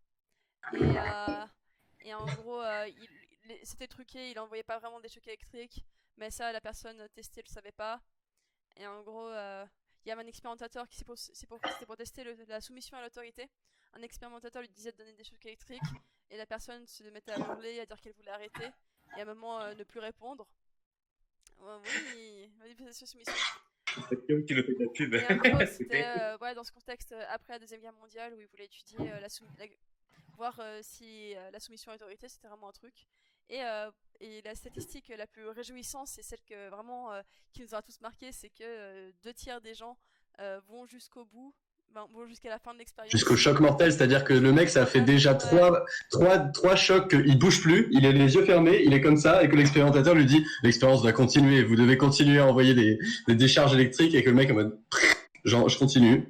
Voilà, c'est un meurtre en direct. Ouais, c'est un peu horrible comme expérience, et c'est typiquement une expérience qui, aujourd'hui, avec les comités d'éthique qui ont bien évolué en 60 ans, pourrait plus se faire. Enfin, Cœur sur les comités d'éthique. Ouais, non, c'est typiquement une expérience que tu pourrais plus faire aujourd'hui. Mais maintenant, ils le font toujours, mais ils font des variantes un peu plus vaches. Ouais, parce que tu dis on pourrait plus le faire aujourd'hui, mais comme Mathieu en a parlé tout à l'heure, il y a eu une reproduction récente de l'expérience de 1000 grammes qui est encore plus stylée. Donc vous allez chercher, si vous n'avez pas vu ce documentaire, le jeu de la mort sur YouTube. Donc il y a un chercheur français, Beauvois, Jean-Léon Beauvois, qui a fait cette reproduction dans lequel, d'ailleurs, est-ce qu'il est là dans la liste? Il n'est pas là, Beauvois. Tu sais qu'elle s'est fait démonter, hein, cette reproduction. Ah oui? Ouais, il y a protocole pas clair. Ah, ok. Nina. Bon bah reproduction démontée apparemment. Ça va. Vous avez mis au milligramme. Non, elle est intéressante, mais c'est intéressant de le voir, mais il faut pas le prendre mais c'est du spectacle, hein, c'est du spectacle cette reproduction. Mais elle permet quand même de se faire un peu une idée de ce qu'était l'expérience de 1000 grammes. Parce que dans la reproduction, là, cette fois, ils ont fait un plateau de télé et ils ont fait genre, ils testaient une émission. Et du coup, le gars devait balancer des chocs électriques à une personne qui était dans une boîte à côté et on l'entendait crier et tout quand il prenait les chocs. Mais voilà, l'expérience de 1000 grammes, c'était un peu le même délire. Mais voilà, mais moi, j'ai quand même envie de lui mettre un pouce bleu à ce petit 1000 grammes parce que il a quand même... Le problème, c'est qu'on est vraiment très gentils, on invite tous se mettre les gens en haut. Mais... Bah ouais, c'est vrai. Vous avez expliqué en fait ce que prouve l'expérience du 1000 grammes ou pendant que j'étais pas là ou ouais. Non, on a passé 5 minutes à juste attendre que tu reviennes comme ça. Non, mais c'est pour savoir parce que je voulais vraiment ajouter une notion, je sais pas si vous en avez parlé, je suis désolée, mais que je trouve super intéressant dans l'expérience de 1000 grammes et ils en reparlent justement dans cette émission. C'est que ils ont remarqué que les gens qui refusent justement de faire ça, de continuer pour l'expérience et sous l'autorité d'électrocuter l'autre, c'est souvent des gens qui ont en fait déjà dû faire face à de la dictature, à des trucs d'autorité subjective, et qui ont dû, qui sont déjà passés par là en fait, et qui ont déjà dû se positionner pour dire non face à une forme d'autorité. Donc ça, je trouve ça super intéressant. Et aussi un truc, c'était marrant, c'était 1000 grammes, il le raconte dans les anecdotes de son expérience, qu'il avait reçu un prêtre, et en gros, très très vite, le prêtre a arrêté de donner les chocs électriques, très rapidement, et en gros, il a dit au mec qui donnait les ordres, excusez-moi, il a dit non, j'obéis déjà à une autorité supérieure à la vôtre. Okay. Ça, c'est intéressant, ça. Du coup, est-ce que tu es en haut en tout cas, j'ai envie de le mettre vers le haut au moins d'Angène, parce que le mec, à la base, son étude, tout le monde était sûr qu'il y aurait quasiment personne qui irait au bout, et que les gens arrêteraient tout de suite. Donc le gars, voilà, il a voulu tester un pourcentage, mais il s'attendait pas à ce que ça fasse ça, quoi. Sauf qu'en fait, il se trouve que voilà, si là, par exemple, il y a combien de personnes sur ce live il y a combien de personnes actuellement? Il y en a 10. Bah voilà. Bah là, il y a 10 personnes sur ce live. Statistiquement, on pourrait s'attendre techniquement à ce que si on vous mettait tous dans l'expérience de 1000 grammes et que vous deviez donner des chocs électriques, bah, il y en a au moins 3 d'entre vous qui iraient jusqu'au bout de l'expérience. Et en fait, vous voudriez arrêter plusieurs fois, mais vous iriez jusqu'au bout parce que la personne vous dirait, vous devez continuer, l'expérience nécessite que vous continuez. Et elle va vous dire ça jusqu'à 5 fois d'affilée. Et au bout d'un moment, vous craquez, vous continuez, vous vous abandonnez à l'expérience et à l'autorité du scientifique. En fait. Bon, du coup, le chat qui s'agite autour de 1000 grammes, on le met dans notre livre ou bien on l'aime juste?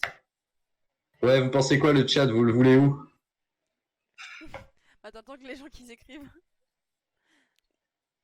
C'est suspense. Est-ce qu'on va l'avoir dans notre lit ce soir? On veut pas la responsabilité de le mettre dans notre lit ou de le jeter. J'aime ou bien... Ouais, j'aime. Ils sont plus pour le j'aime. Ouais, ça marche. Ouais, je pense aussi que ça, je l'aurais mis dans j'aime. On se soumet à l'autorité du chat. Oh, t'as mis Youchine! Mais oui, je l'ai mis pour toi. Minouchine, bah vas-y, explique qui c'est Minouchine, toi qui. Alors, Minuchine, c'est un systémicien, donc c'est un thérapeute qui a beaucoup travaillé sur les familles. Et lui, il a vécu dans ce qu'on appelle des familles enchevêtrées. Il était d'origine juive, si je raconte pas de bêtises, mais peut-être que c'est beau. Est-ce que je peux Et il a... Non, je suis désolée de te couper, mais juste il y a un commentaire qui est tellement drôle. Il y a Elbox qui a mis Ah, j'avais pas vu sa tête, du coup il va dans mon lit direct.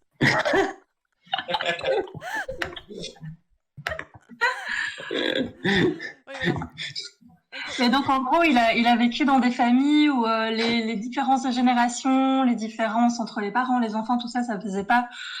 Et c'était pas super clair, donc les enfants pouvaient avoir des rôles de parents, être parentifiés, les parents pouvaient être à d'autres rôles, et tout le monde avait un avis sur la vie de tout le monde.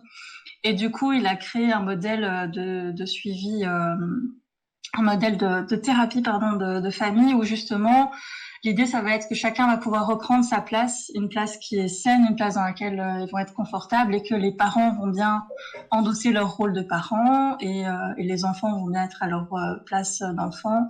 Et donc, c'est le modèle structural, si je me trompe pas. Donc, et c'est un des pionniers de la systémique. Donc, ouais. Enfin, je suis pas... Ah non, c'est pas... Attends, c'est pas structural. Si, c'est structural, pardon. C'est pas structural. Ouais, ouais. Oui. Donc voilà, bah écoute, moi il va direct dans mon lit, hein, d'office. Moi, je ne connais absolument rien à la systémique. Du coup, je veux bien laisser à Nina le plaisir d'être bien accompagnée ce soir. Ah, c'est très gentil. C'est bien parce qu'on a tous notre spécialité ce soir. Bah, il y a Mathieu qui est neuropsy, qui est sur la neuropsy, Nina qui est sur la systémique. Moi, je suis plus émotion. Toi, t'es plus. Bizarrement. Je suis plus psychologie de la connerie. Oh. Bizarrement, il n'y a pas de psychanalyste qui ose s'aventurer. Un jour, on en avisera. Un jour, on essaiera. On verra. Peut-être qu'on trouvera quelqu'un. Un jour. Oui, bah, je connais une moi, youtubeuse très sympa qui s'appelle Mathilde. Je sais plus comment sa chaîne, elle s'appelle. Non, j'ai oublié. Attendez. Et en fait, bah, ça va, c'est sympa. En fait, elle est philosophe aussi, psycha-philo. Ses vidéos sont bien réalisées, avec un petit côté philosophie sur les relations et tout ça. Elle a fait un sur la séparation amoureuse récemment. C'est voilà, mais du coup, pourquoi pas lui proposer quelque chose prochainement, hein, où on ne serait pas là pour démonter la psychanalyse. Ça peut, pour apprendre. Pourquoi pas, on pourrait tenter. Ok. Bah du coup, Jack Panksepp, qui je sais que je suis la seule à le connaître, qui est celui qui a inventé le terme neurosciences affectives. Si jamais c'est un très grand sport. Moi, c'est un peu moi, je l'aime beaucoup. Qui a beaucoup, qui s'est intéressé un peu au circuit émotionnel de l'émotion dans le cerveau.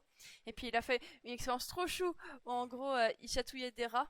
Et puis en gros, quand tu chatouilles les rats, ils rigolent. Et tu peux enregistrer leur petit rire. Et c'est trop mignon. Et du coup, Attends, comment il s'appelle, t'as dit Place Panksepp. Ça s'écrit comment? Attends, je suis sûr qu'il y a des enregistrements de rats qui rigolent. Du coup. Oui, il y a des enregistrements de rats qui... Vas-y, je vais mettre ça. Ah, il va en mettre... Mets-un. Mets-nous les rats qui rigolent. Voilà, comme ça vous voyez absolument tout ce que je regarde comme type de vidéo. C'est super. J'aime avoir une vie privée. Researchers at Humboldt University of Berlin. Non mais ça vaut le coup de sacrifier ta vie privée pour ça. Are they actually laughing? What does a rat's voice sound like? Ça fait plaisir de voir qu'on est arrivé tout en haut de l'échelle de la chaîne alimentaire pour finalement pouvoir regarder sur internet des rats qui rigolent. Bah, ça me... If you tickle its back. The sound has been converted to a lower frequency that we humans can hear, but the source frequency is mainly 50 kHz. Non mais la description du job, the rat likes being si tickled, tu postules pour not être just chatouilleur because de of the rat quand même. frequency of its calls, but because when the tickling stops, the rat doesn't turn away. Laure, j'ai l'impression que tu pourrais passer des heures à regarder ça, mais...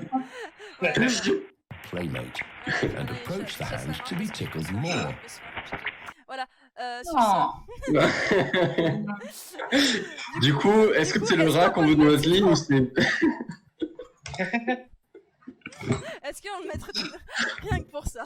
Rien que pour voir chatouiller les rats. Non, et puis il a beaucoup postulé aussi que les animaux avaient des émotions. Puis voilà. On sent que ça t'émoustille ces vidéos de rats qui se font chatouiller. Est-ce que l'expérimentation animale, c'est ok? Je pense que dans le cas où il faut chatouiller les rats, oui. Bon, Je sais pas, le chat, vous en pensez quoi? L'éthique animale, est-ce que chatouiller, c'est good? Non, après, il a fait aussi des trucs du style... il Ah, a fait Mister- des trucs un peu méchants aux rats aussi, parfois. Ah, Faut aussi savoir ça. Il a pas fait que des trucs gentils avec les rats. ouais, c'est un peu un pervers narcissique, CF, la vidéo de l'or. Il chatouille les rats pour juste pour en abuser plus tard. Est-ce qu'on le met dans j'aime du coup? Ouais, c'est ça. Oui, Peut-être bah, que ça vient de derrière. Oui. Moi, ce qui me fait rire, c'est quand même notre classement actuel des personnes qui nous a présenté. On est un peu des fanboys, j'avoue. On n'est pas très comment tu dis impartial. Mais c'est bien parce qu'on est tous des psychologues et on aime la psychologie, c'est quelque chose de positif. Ben oui. Non, mais ce qui me fait rire, c'est pas tant le fait qu'il y ait quasiment tout le monde en haut, c'est qu'il y ait quasiment tout le monde en haut, sauf Freud, Jung et Lacan. Mais on a réussi à pas tous les mettre dans Burke. Hein. Moi, je trouve que déjà. Moi, je pensais qu'il y aurait les trois en bas, tu vois, du coup. Allez, Yann Pavlov, il y avait Mister Goat Putao qui disait qu'il voulait le mettre tout en bas parce qu'il a fait du mal à des chiens. Bah là, si je reprends ma grille de classement, j'utilise ces trucs sur le conditionnement aussi tous les jours. Donc c'est vraiment la base. C'est la base. Ouais, mais je vais essayer de faire un peu l'avocat du diable pour histoire qu'il y ait un peu moins de gens tout en haut. Mais oui, mais est-ce qu'on n'utilise plus trop vraiment le conditionnement sain? C'est plutôt. Ouais. En plus, je dis ça, je dis rien, mais il est behavioriste, quoi. C'est dépassé. Hein. Allô, quoi. Enfin, genre, depuis on a eu l'imagerie cérébrale, quoi. Enfin... Un peu le behaviorisme au cognitivisme, c'est un peu ce que la psycha est à la psychologie clinique, quoi. Voilà. Ok, tu vois ça par exemple, si le niveau, le truc, tu es là, tu fais. J'ai compris, mais non, en fait. Ouais, pardon, j'ai fait des private jokes trop spé. Ouais, il fallait mettre plus de sacs à merde. Oui, mais le truc, c'est que les sacs à merde, l'histoire a un peu tendance à les oublier, et puis. Ce qui fait que, on s'en souvient plus. Et puis Laure, elle était en examen jusqu'à il y a pas longtemps. Non, mais Watson aussi. Watson, je pense qu'il va pas aller très haut.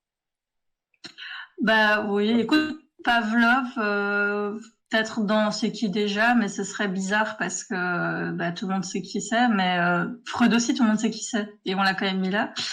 Ouais. Donc, mais bon, mais c'est tellement la base, mais Freud aussi c'était tellement la base, donc ce serait peut-être pas. Ouais, mais tu vois, justement, la base, au bout d'un moment, on s'ennuie, quoi, avec les bases. Ça va, les solutions basiques, faut passer aux solutions acides. Moi, tu me dis Pavlov, je dis OK boomer, tu vois.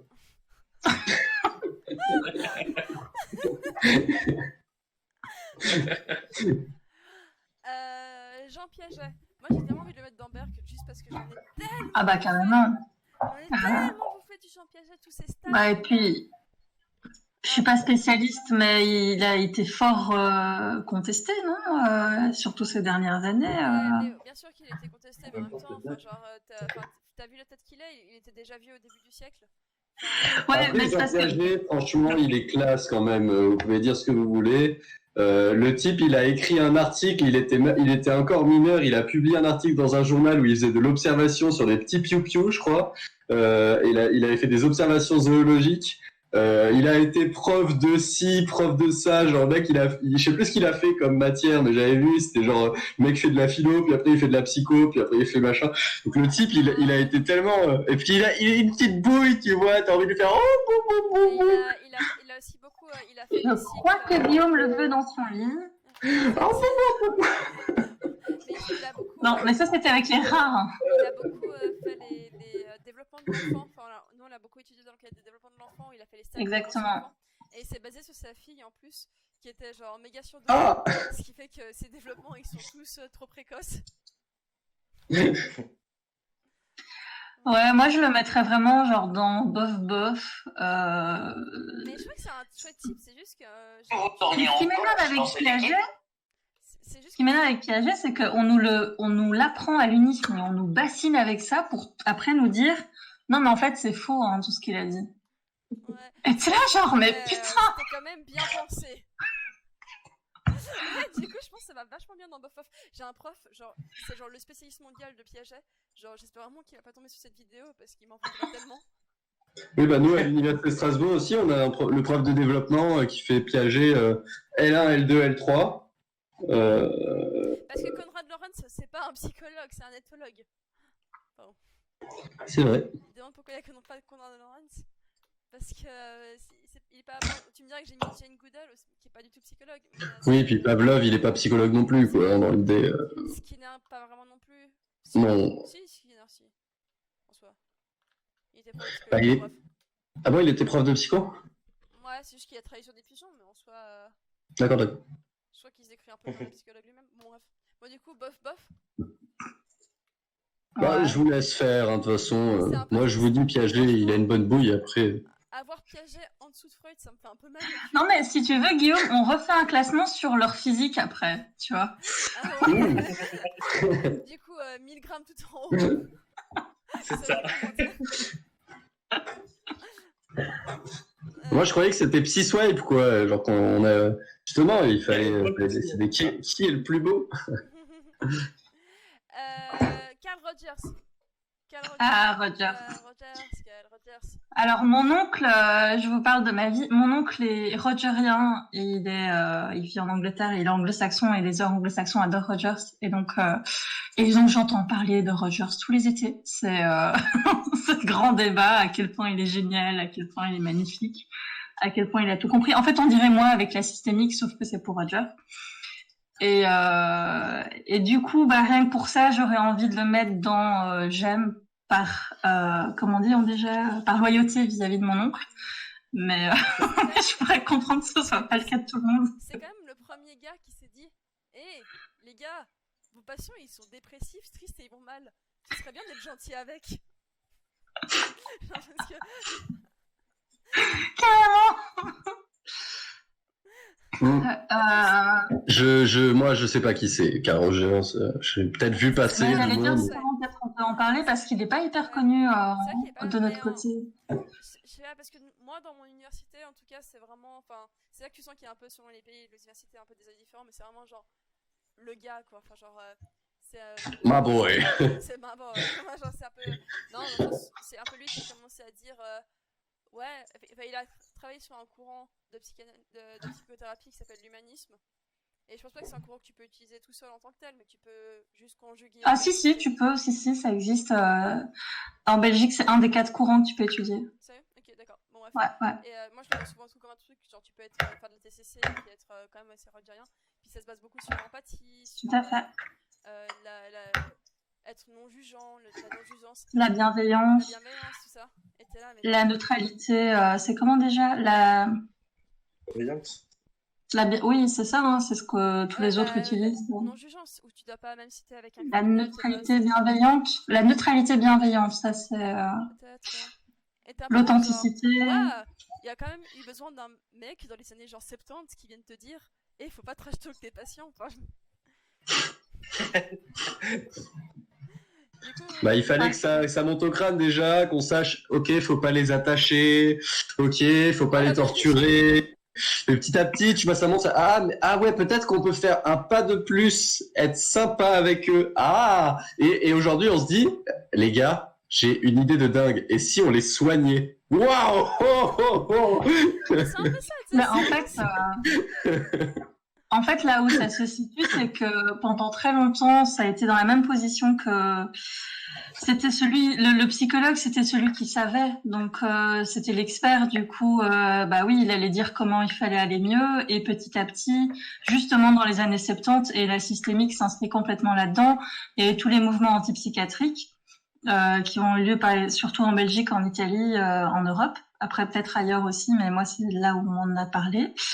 Et t'as eu des gens qui ont fini par dire, mais en fait, peut-être c'est des humains. Et peut-être... Et peut-être en fait on sait pas tellement mieux qu'eux et que si on veut les aider, faudrait que on se mette au même niveau ou en tout cas qu'on descende un petit peu de notre piédestal, quoi. Il y a Elbox qui dit ma psy elle me trash talker. Oh. Mais c'est vrai, il y en a vraiment parfois qui se permettent tout avec leurs patients, qui leur donnent des conseils qu'ils ont juste pas donné, tu sais. Du coup, moi j'ai envie de le mettre tout en haut. Le jour où Carl Roger a dit Allez, on le ça met vous tout en dit, on haut. s'en occupe Allez. bien. En plus, vu que maintenant c'est officiel. Waouh. C'est comme j'ai mon examen sur la systémique aussi, genre mardi. Et c'était à partir de quel courant? C'était à partir de les courants multisystémiques intégratifs, où genre il disait désormais on prend en compte la famille, ce que veut la famille, et on respecte chaque membre de la famille. Et j'étais là, waouh! Putain, waouh! Ouais. Ah mais on revient de loin, hein. On réalise ça, on revient de loin. Hein. Avant, le respect de tes patients, il était mort, quoi. Bah, tu regardes en psychiatrie, comment c'était avec le côté très paternaliste. Et encore avant, on venait des asiles, etc. Aujourd'hui, c'est les usagers au centre du soin, c'est eux qui peuvent décider du cours. On est en train d'avancer quand même vachement par rapport à ça. Et heureusement. Ok, alors. Je bosse un peu aussi, du coup, je suis bien content que ça évolue dans ce sens-là, quoi. Ouais. Ok, du coup, maintenant Skinner. Virus, Bah, il a fait des trucs drôles quand même, Skinner. Il a fait des trucs drôles. Il allait dans ses amphithéâtres et il montrait à ses étudiants comment il pouvait conditionner rapidement les pigeons à faire des mouvements what the fuck. Et il s'amusait par exemple à renforcer le pigeon devant ses élèves, genre le pigeon allait un peu à droite et du coup il lui donnait à chaque fois qu'il allait un peu à droite, puis après il fallait qu'il aille à gauche et tout ça, et puis petit à petit il le renforçait pour faire un infini. Au bout d'un moment, le pigeon se mettait à marcher en faisant le signe infini devant ses étudiants, et lui il était en mode spectacle, en mode dire regardez ce que je fais au pigeon. C'est marrant, Skinner. Il a quand même montré que tu pouvais créer de la paranoïa chez tes pigeons en faisant apparaître les graines à des moments aléatoires. Et si jamais le pigeon était en train de faire quelque chose à ce moment-là, eh ben, il se mettait à reproduire de plus en plus ça. Et à la fin, tu avais certains pigeons qui se mettaient à battre des ailes comme ça tout le temps parce qu'ils pensaient que ça leur permettait de récupérer de la bouffe, ou alors ils faisaient des gestes bizarres avec leur corps. Et enfin voilà. Et vous avez d'ailleurs que ça a été reproduit chez les êtres humains, ça. Il y a une émission aux États-Unis où ils ont en gros dit ils ont mis plusieurs gens dans une salle et ils leur ont dit vous pouvez gagner des points, mais on vous dit pas comment. Et si vous atteignez un certain nombre de points, vous gagnez la récompense qui est de l'autre côté de la glace. Il y a une somme d'argent pour chacun de vous. Et en fait, du coup, dans cette salle, il y avait plein de trucs au pif, random, des ballons, des frites, des assiettes, plein de trucs. Et en gros, les gens arrivent dans la salle, ils se mettent un peu à manipuler les trucs, puis hop, premier point qui apparaît. En fait, les points, ils arrivent de manière aléatoire. Et du coup, les gens commencent à essayer de faire plein de trucs, ils se mettent sur des cases au sol et tout, ils se mettent à faire n'importe quoi dans tous les sens. Et en fait, il suffisait qu'ils s'arrêtent 2 secondes et qu'ils regardent autour d'eux, ils auraient vu que sur le toit, il y avait marqué si jamais vous arrêtez de faire quoi que ce soit pendant 10 minutes, vous gagnez en gros 1 million d'euros ou quoi chacun, genre beaucoup plus que ce qu'ils étaient censés gagner si ils atteignaient tous les points. Sauf que ils étaient tellement entraînés dans leur délire et dans l'idée que ouais là on a gagné un point qu'ils allaient toujours plus loin. Je sais plus où est-ce que j'ai vu ça, faudra sourcer un peu ce que je dis, mais enfin voilà. Bon, j'ai beaucoup parlé, je vous laisse enchaîner. C'est fou parce que nous psychologues, on est tenus de passer devant des comités d'éthique et des machins, des bazars, et on peut rien faire. Heureusement parce qu'on en a fait avant, donc vaut mieux pas. Mais par contre, quand t'es journaliste ou que tu fais des émissions télé, maintenant, tu fais ce que tu veux avec les gens, quoi. Moi, j'ai envie de dire que Skinner, c'est un peu la version un peu améliorée de Pavlov. Ah, bah, carrément. J'aurais bien qu'il reste juste aussi Pavlov, tu vois. J'imagine Il la a musique développé. de Pokémon. Genre, vraiment, le mec, il a T'as juste quoi? poussé Pavlov évolue. Félicitations. Ouais. Bah, j'aurais du mal à le mettre dans C'est qui déjà, du coup, ouais, non, du coup, je le mettrais au moins dans J'aime aussi, ouais, d'office.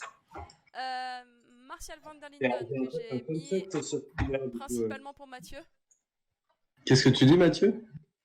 Non, je disais juste que sur Skinner, j'avais un fun fact, c'est-à-dire que j'avais vérifié, parce que je m'étais dit, c'est bizarre que le proviseur dans les Simpsons s'appelle pareil. En fait, le créateur du personnage l'a vraiment appelé en référence à Skinner. Skinner. Il a vraiment aussi une bonne gueule, tu vois, genre vraiment une bonne tête, tu vois. T'es dit, genre, vraiment, le gars, il arrive, il te dit, ouais, j'utilise le comportement d'une manière un peu bizarre, et t'es là, ouais, ok, cohérent. C'est ça. Le chéri de Mathieu. On est sur Van der Linden, c'est ça? Parce que j'ai pas l'image. Ouais. Est-ce que tu veux le présenter? Alors, bah, du coup, je le connais pas personnellement, hein, mais il a beaucoup fait avancer la neuropsychologie dans l'aspect vie quotidienne. Enfin, c'est des articles que j'ai beaucoup retrouvés quand j'étais étudiant. Et je crois notamment sur tout ce qui est la mémoire chez les personnes âgées, des choses comme ça. Il a beaucoup avancé sur un aspect beaucoup plus humain, beaucoup plus clinique en fait de la neuropsy. J'ai des collègues des fois qui disent un peu c'est le pape de la neuropsy moderne. Bah, il est malheureusement décédé il y a 1 an ou 2. C'est assez récent. On avait même failli appeler le centre qu'on a ouvert depuis le centre Martial van der Linden. Ça s'est pas fait pour des raisons de direction, de droit, de machin. Mais c'est vraiment quelqu'un qui est pas du tout connu, sauf en général par les neuropsies ou les personnes qui l'ont eu en cours, qui donnaient des cours, je crois, à Lille. Toi, tu m'as dit, Laure, que tu en avais eu aussi chez toi. Ouais. Ouais, c'est ça. Et il me semblait qu'il en avait donné soit en Belgique, soit dans... Ouais, bah, c'est peut-être ça alors. Donc il est très peu connu par les autres, mais par les neuropsies, c'est le cadre, quoi. Enfin, moi, je sais que même quand j'ai des... Si je peux enchaîner un peu aussi, c'est quelqu'un avec une personnalité très forte. Et c'est un des premiers qui s'est un peu rebellé contre les systèmes de classification de type DSM. Puis lui, il avait toujours... il disait que la maladie d'Alzheimer, ça n'existe pas. Enfin, là, il y a beaucoup... Est-ce qu'il y a tout le monde qui va partir à un moment ou à un autre vu qu'il y a Guillaume qui est C'est ça. J'ai ma connexion internet a sauté. Ouais, il disait beaucoup que la maladie d'Alzheimer n'existe pas, que les classifications maladies mentales, c'est un truc qu'il faudra arrêter. Puis voilà, c'est un peu une personnalité. Mais, voilà. Mais on n'est pas obligé de rester 1000 ans dessus, vu que c'est pas non plus le plus connu du Thrul. Ouais, mais j'ai l'impression que sa place est tout en haut quand je vous entends. Putain, j'ai loupé la présentation de cette star. J'irai voir la rediff. Allez voir la rediff sur la chaîne de Laure. D'ailleurs, je sais pas si je vais la couper un peu cette vidéo, ou bien si je vais mettre telle quelle comme ça. Genre. Bah, franchement, ça mérite des vidéos best-of et tout. C'est ça. Best-of les blagues. Tout ce qu'on veut dans notre vie. Ouh, yeah. Ouh. Putaclic, les 7 psys qu'on veut dans notre livre. Une vidéo de plus sur le cul. Encore. Alors, celui que Watson. Alors, Watson, jamais c'est celui. Il est très très connu pour l'expérience du petit Albert. En gros, c'est pas lui qui a dit. Oui, vas-y, pardon. En gros, il a pris un an. Il voulait voir si la phobie c'était quelque chose de inné ou acquis. Aujourd'hui, on sait que c'est un peu les deux. Mais en gros, du coup, et puis si les phobies pouvaient se conditionner, du coup, il a pris un petit rat. Et il y avait un enfant qui jouait avec le petit rat, comme ça allait bien, tout allait bien. Et puis après, il a commencé. C'est super glauque cette expérience. Et en gros, à chaque fois que l'enfant touchait le rat, il mettait une sorte de vieux masque horrible qui faisait super peur. Et il faisait un bruit pas possible en s'approchant de l'enfant. Ce qui faisait du coup pleurer l'enfant. Et puis au bout d'un moment, le petit Albert, justement, a commencé à se mettre à pleurer dès qu'il voyait le rat, par association. Et horrible. Finalement, le gars, il s'est fait virer de son université parce qu'il couchait avec son assistante. Tout ce qu'on peut dire, c'est que son expérience a été un grand succès. Il a réussi à bien traumatiser le petit. Il a Oui, mais Voilà. en fait, c'était pas juste sur Albert, hein. Donc, en fait, il faisait ses expériences sur plein d'enfants. Et ce qu'il voulait prouver, c'était que tu pouvais l'apprendre, mais tu pouvais aussi le désapprendre. Et Albert a été le seul à pas pouvoir être déconditionné de sa phobie. Ok. Et c'est pour ça qu'on se souvient de lui. Mais c'est, Mais je crois que Albert, le petit Albert, justement, il est mort d'une méningite peu de temps après. Du coup, on saura jamais vraiment. Bah oui, parce que du coup, il a fait son expérience sur un petit garçon. Le petit Albert, il était malade, quoi. Il a été une maladie prématurée. Et en fait, sa mère, elle a accepté au début. Et puis, au bout d'un moment, à force de voir son enfant se faire traumatiser par les psys, elle a dit non, mais en fait, ça va aller, on va arrêter. Ah, vous êtes sûr parce que on a prévu de le soigner. Hein. Non, non, mais je pense que le mieux, c'est que vous arrêtez de vous approcher de lui, en fait. Laissez-la tranquille. Je crois que c'est comme ça qu'il sera le plus heureux, en fait. Il va pas vivre longtemps, donc si vous pouviez arrêter de le traumatiser, mon petit bébé. c'est ça, le souci, c'était plus l'éthique que vraiment le... Est-ce que pour ces études un peu discutables, on le mettrait pas soit dans Bof Bof, soit dans Berk? Moi, je dis, on le met dans Burke direct, voilà. Pas de pitié pour Watson, tu vois. Psychologie sociale dit, dans ton endogroupe, tu juges encore plus mal ceux qui ne correspondent pas aux normes de ton groupe. Et ben voilà, Watson, l'éthique, Burke. Ouais, je sais pas, moi j'aurais pas été aussi sévère parce que faut quand même recontextualiser. À l'époque, c'était tout à fait nouveau et à l'époque, on ne considérait pas tellement que les enfants avant un certain âge avaient des émotions et un vrai vécu aussi. Mais Nina, tu es toujours dans la bienveillance et dans la compréhension sur Internet. Non, il faut des positions extrêmes. Oh chiotte, Watson, Burke. On t'aime pas, t'as rien prouvé. Tu vois, là, j'ai trop peur de me faire rejeter. Du coup, je vais m'allier à la majorité. C'est ça. De chaque ligne que tu as écrit, il n'y en a pas une seule qui est bonne. Bon, on est peut-être un petit peu extrême cette histoire, mais on s'en fout. Ouais, non, mais c'est bon, Pour Albert, on le met dans Burke. Voilà, la justice. Puis c'est pour faire un copain à Lacan quand même, sinon il est tout seul en bas, le pauvre. Non, par contre, franchement, imagine une conversation entre Watson et Lacan. Bah, il trouverait des terrains d'entente sur le traumatisme enfantin, en tout cas. Perso, j'aurais peur pour Lacan, tu vois. Je vois bien Watson se dire « Ah, il y a quelque chose à faire, il y a matière à travailler, là. Mais Watson, il va arriver à faire Jacques, t'as peur des rats ou pas? Puis il va Mais en plus, je suis désolée, mais les rats, genre quand tu les chatouilles, ils rigolent et tout, c'est super Ah mignon. oui, bah oui. Non, mais là, c'est les rats qui rigolent. Du coup, le meilleur pour la Zimbardo. fin, Zimbardo, qui est un type plutôt sain dans sa tête, qui a fait que des études éthiquement très correctes, très sympa, quelqu'un qui a étudié assez passivement le comportement humain. Non, Oh, pas du tout.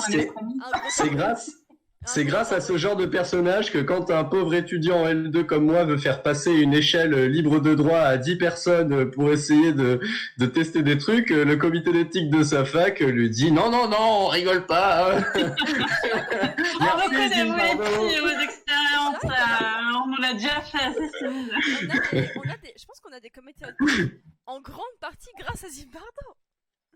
Mais Merci Zimbardo. Bon, pour pas commencer par le pire, déjà une étude qui m'a particulièrement traumatisée où justement il voulait étudier cette histoire d'intelligence cognitive où il faisait manger des sauterelles à ses étudiants.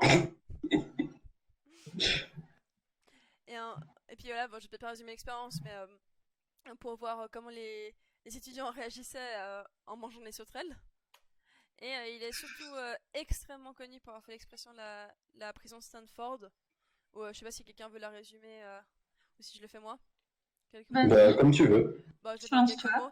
En gros, il a pris, je sais plus combien, 20 élèves, qu'il a divisé en 2 groupes. Il a construit une sorte de fausse prison dans les sous-sols de Stanford, l'université. Et puis voilà, une sorte de fake prison.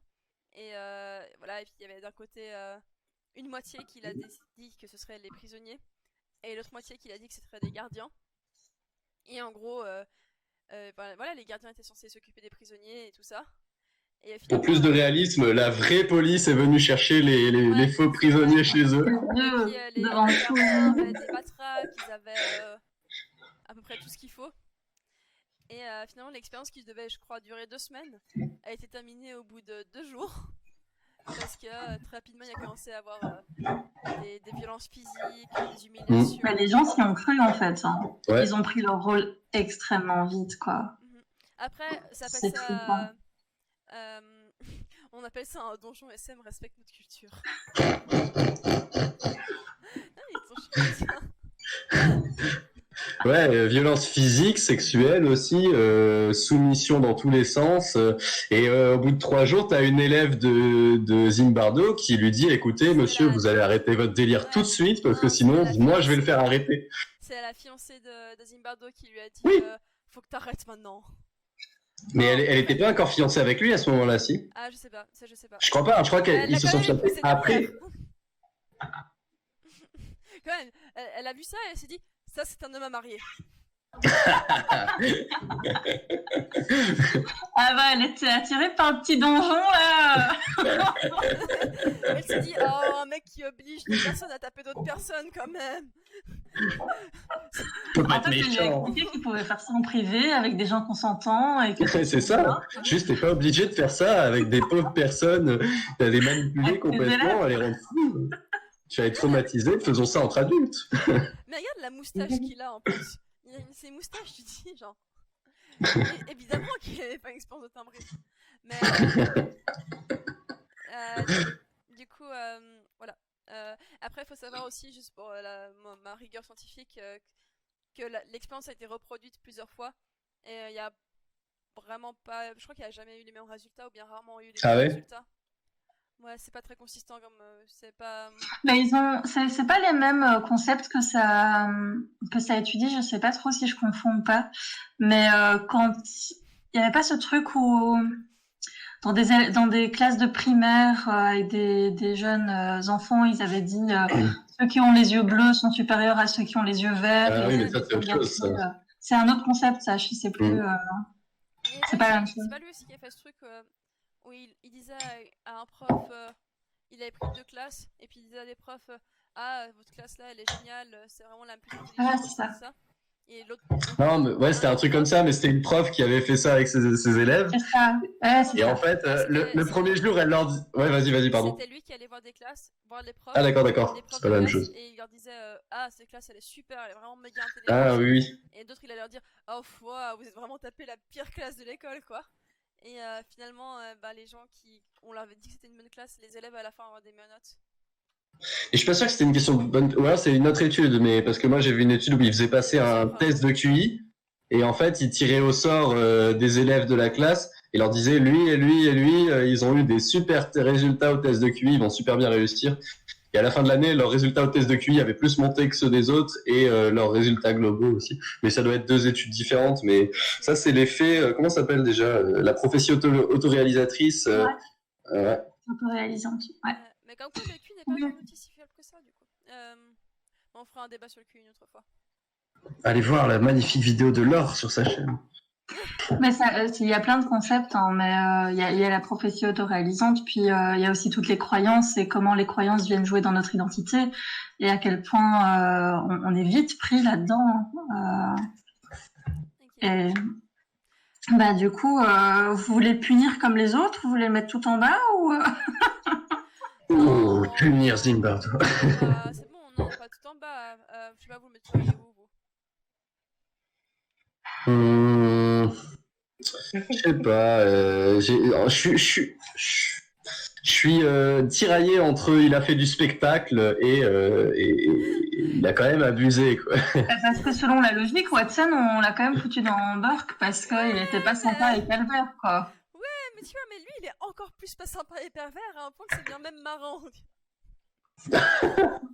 La logique a disparu. Mais est-ce que si on le met dans Bof Bof, il serait pas un peu genre, il le prendrait pas mal et il aurait bien mérité? Il y a Mr. God qui demande si les cobayes ont pu valider des crédits pour tout ça. Bah, c'est une bonne question, sachant que l'étude a été annulée. Mais j'imagine que quand même, ils ont dû leur filer des trucs, quoi, pour pas que ça parte trop, ça fasse pas plus de bruit que ça, quand même. Est-ce qu'ils leur ont payé des séances de psychothérapie. Ah, ça c'est moins sûr.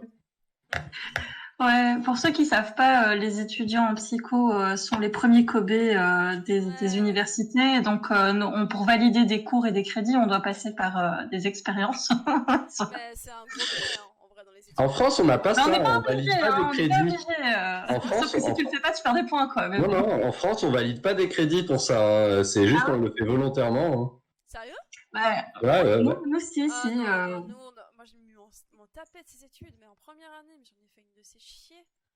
Ouais, non, moi dis-toi, j'ai fait qu'une étude en psycho et c'est volontaire, on n'a pas cette histoire de crédit là. Ah, sérieux, quelle chance. Et c'était pas beaucoup, hein, genre sur un cours à je sais plus combien de crédits, t'avais genre un crédit qui était si tu faisais quelques expériences. Mais... T'imagines, à la base, tu veux juste valider tes crédits pour ton cours, tu te retrouves dans une prison à te faire battre et...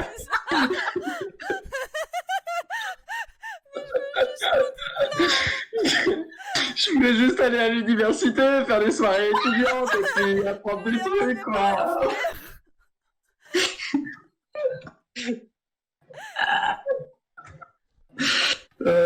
Bon, finalement, les comités d'éthique, je leur en veux pas tant que ça. Ouais, non, en fait, ils sont bien, ils sont bien. C'est eux qui te protègent. Allez. Bon, bah, du coup, moi, je vote bof. Bof, Le bof. chat, vous en pensez quoi?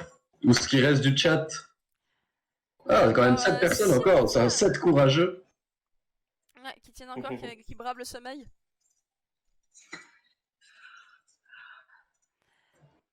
Bah moi je l'ai mis dans bof du coup. Ah ouais, non, j'aime carrément. Il y a un petit côté Il y a sadique des gens par là. Ah non, mais il y en a qui veulent aller dans le donjon de Zimbardo. Ça ferait un super jeu vidéo, le donjon de Zimbardo. Ça ferait un super nom de jeu vidéo. C'est pour d'autres formes de Zimbardo. Fais-toi des alliés et des ennemis parmi tes collègues. Genre en gros, t'as tous les cobayes de Zimbardo qui sont dedans, qui traînent comme ça. T'as les prisonniers, t'as ceux qui ont bouffé des sauterelles qui se transforment à moitié en sauterelles. Ouais, ils sont prêts à te sauter dessus. Mais il y en a quelques-uns là-dedans, t'es content qu'ils se soient pas rencontrés et qu'ils aient pas eu des idées ensemble, quoi, parce que... J'imagine un bon mix entre Zimbardo, Pavlov... Et 1000 grammes. Watson, ouais. Ouais. Milgram, il avait une certaine éthique, hein, il voulait quand même prouver des Oui, trucs mais après bon, la il a guerre. quand même leur fait genre, hé en situation de stress, vous êtes capable de tuer des gens. Rentrez chez vous. Vous y attendez Bonne pas. soirée, hein. La mise. Et Voilà, après, 6 on dollars s'étonne jamais. Après, on s'étonne que les gens soient en mode ouais, l'espèce humaine est foutue, pire espèce du monde. Les psychologues, ils sont arrivés, ils leur ont fait faire des trucs horribles. Ils ont dit bah voilà, vous êtes tous des merdes, tous des monstres. Les gens demandent mais est-ce que l'humanité est foutue? Et nous répondons oui. Oui, tout à fait. D'autres questions? Oui. Il y a Voxader Louis qui demande et de toute façon cette liste est claquée parce que Milgram est pas en S. Mais tu sais quoi, rien que pour toi. Voilà. C'est vrai qu'il est beau gosse, Milgram. Moi, je dis franchement, Laure, elle a du cœur parce qu'elle est à l'écoute de son public, quoi. Elle pourrait peut-être se présenter au présidentiel, tu vois.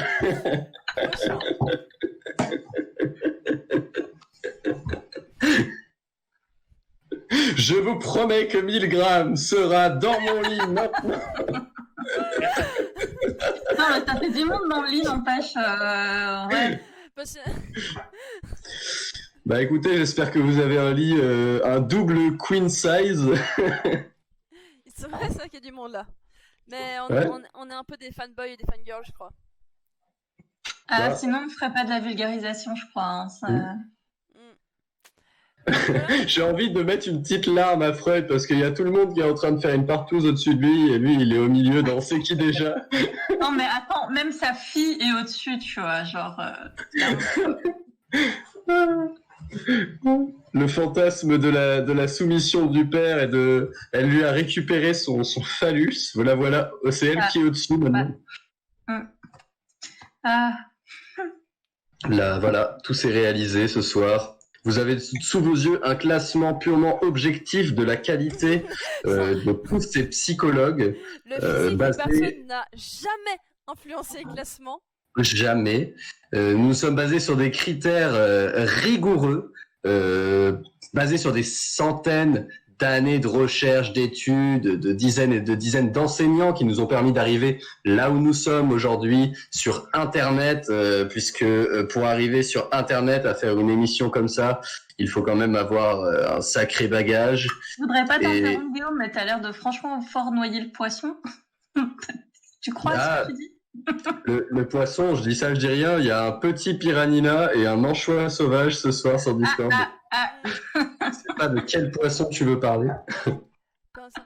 Bon, bah du coup, merci beaucoup d'avoir participé à cette Oui. tier list. J'espère que vous êtes bien amusés. C'était super chouette. Ouais, c'était marrant. Je suis contente d'être assez réveillée.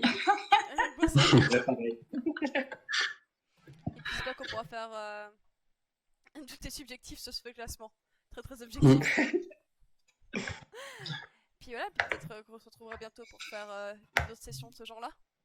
Bah oui, des sessions, des partenariats, des vidéos en commun, plein de choses cool. D'ailleurs, pour ceux qui sont encore là, n'hésitez pas à aller voir les chaînes de Nina, Raptor Neuropsy, Laure, j'imagine que vous, bah, sauf s'il y en a qui ont été ramenés en fait par Raptor ou par moi, du coup, allez voir la chaîne de Laure aussi. Et par Nina aussi, pardon. Et allez voir la chaîne de Laure aussi. Enfin, on a tous un peu nos petites approches différentes sur la psychologie. Si vous aimez ça, je pense que ça vous plaira. Voilà. On parle beaucoup de cul aussi. Comment ? On parle beaucoup de cul aussi. Oui, on parle de Ça cul. va, pas tant que ça. Surtout sur la chaîne de Laure, voilà. Mais non, pas tant que ça. Ah, bah, Ah non, même la prochaine vidéo, c'est aussi une vidéo de cul. Bah, pas vraiment. ah. Pour l'instant, 100% de nos collaborations parlent de cul, c'est-à-dire une collaboration. On verra comment ce ratio évolue. Bah là, on a fait une collaboration, on a fait j'ai juste parlé de psy. C'est très bien. Ah, c'est vrai. Bah non, on a parlé de cul quand même. On a parlé de cul de Freud, on a parlé de les mettre dans nos lits. C'est Laure qui a mis les titres du classement aussi. Mais non, Donc, Voilà. non, vous me donnez quoi comme image? Est-ce que je fais nymphomane, non? bah moi, je dis un petit complexe d'Oedipe, hein, parce que toutes ces figures d'autorité du père. La vérité, c'est que je suis amoureuse de mon papa. Tout le monde le sait. Et voilà. Non, mais t'es censé avoir dépassé ça à l'âge de 6 ans. Et non. Même pas. Non, en plus, le complexe d'Oedipe n'existe pas chez les filles, il me semble. Si, il y a une version féminine, je crois. Ouais. Ouais. Sérieux? Parce qu'ils sont pas censés pas avoir sexuel. Oui. Ouais, mais bon, après, la psychanalyse, ça a été actualisé après Freud, donc je sais pas ce qu'il a dit exactement lui, mais le complexe d'Oedipe. En tout cas, je crois qu'il y a une version féminine. Actualiser la psychanalyse? Oui, t'inquiète, hein. Bah oui, bien sûr. J'ai dit actualiser, pas actualiser scientifiquement parlant, mais actualiser. Il y a quand même chaque année des nouvelles personnes qui apprennent la psychanalyse et qui ont des idées comme ça qui font dans leur tête et qui viennent y ajouter leur petite pierre sur cet édifice totémique qui est la psychanalyse. Bon, du coup, je vous propose de finir là-dessus, effectivement. C'est de la merde. Je sais pas comment ça pourrait aller mieux après ça. Et puis, du coup, volontiers une prochaine fois pour faire notre. J'ai beaucoup aimé ce format live, du coup. À bientôt. Ouais, c'était sympa. Merci de nous avoir invités à cette petite émission. Au plaisir d'en faire de nouvelles. Ouais, merci à tout le monde d'être venu nous avoir regardés.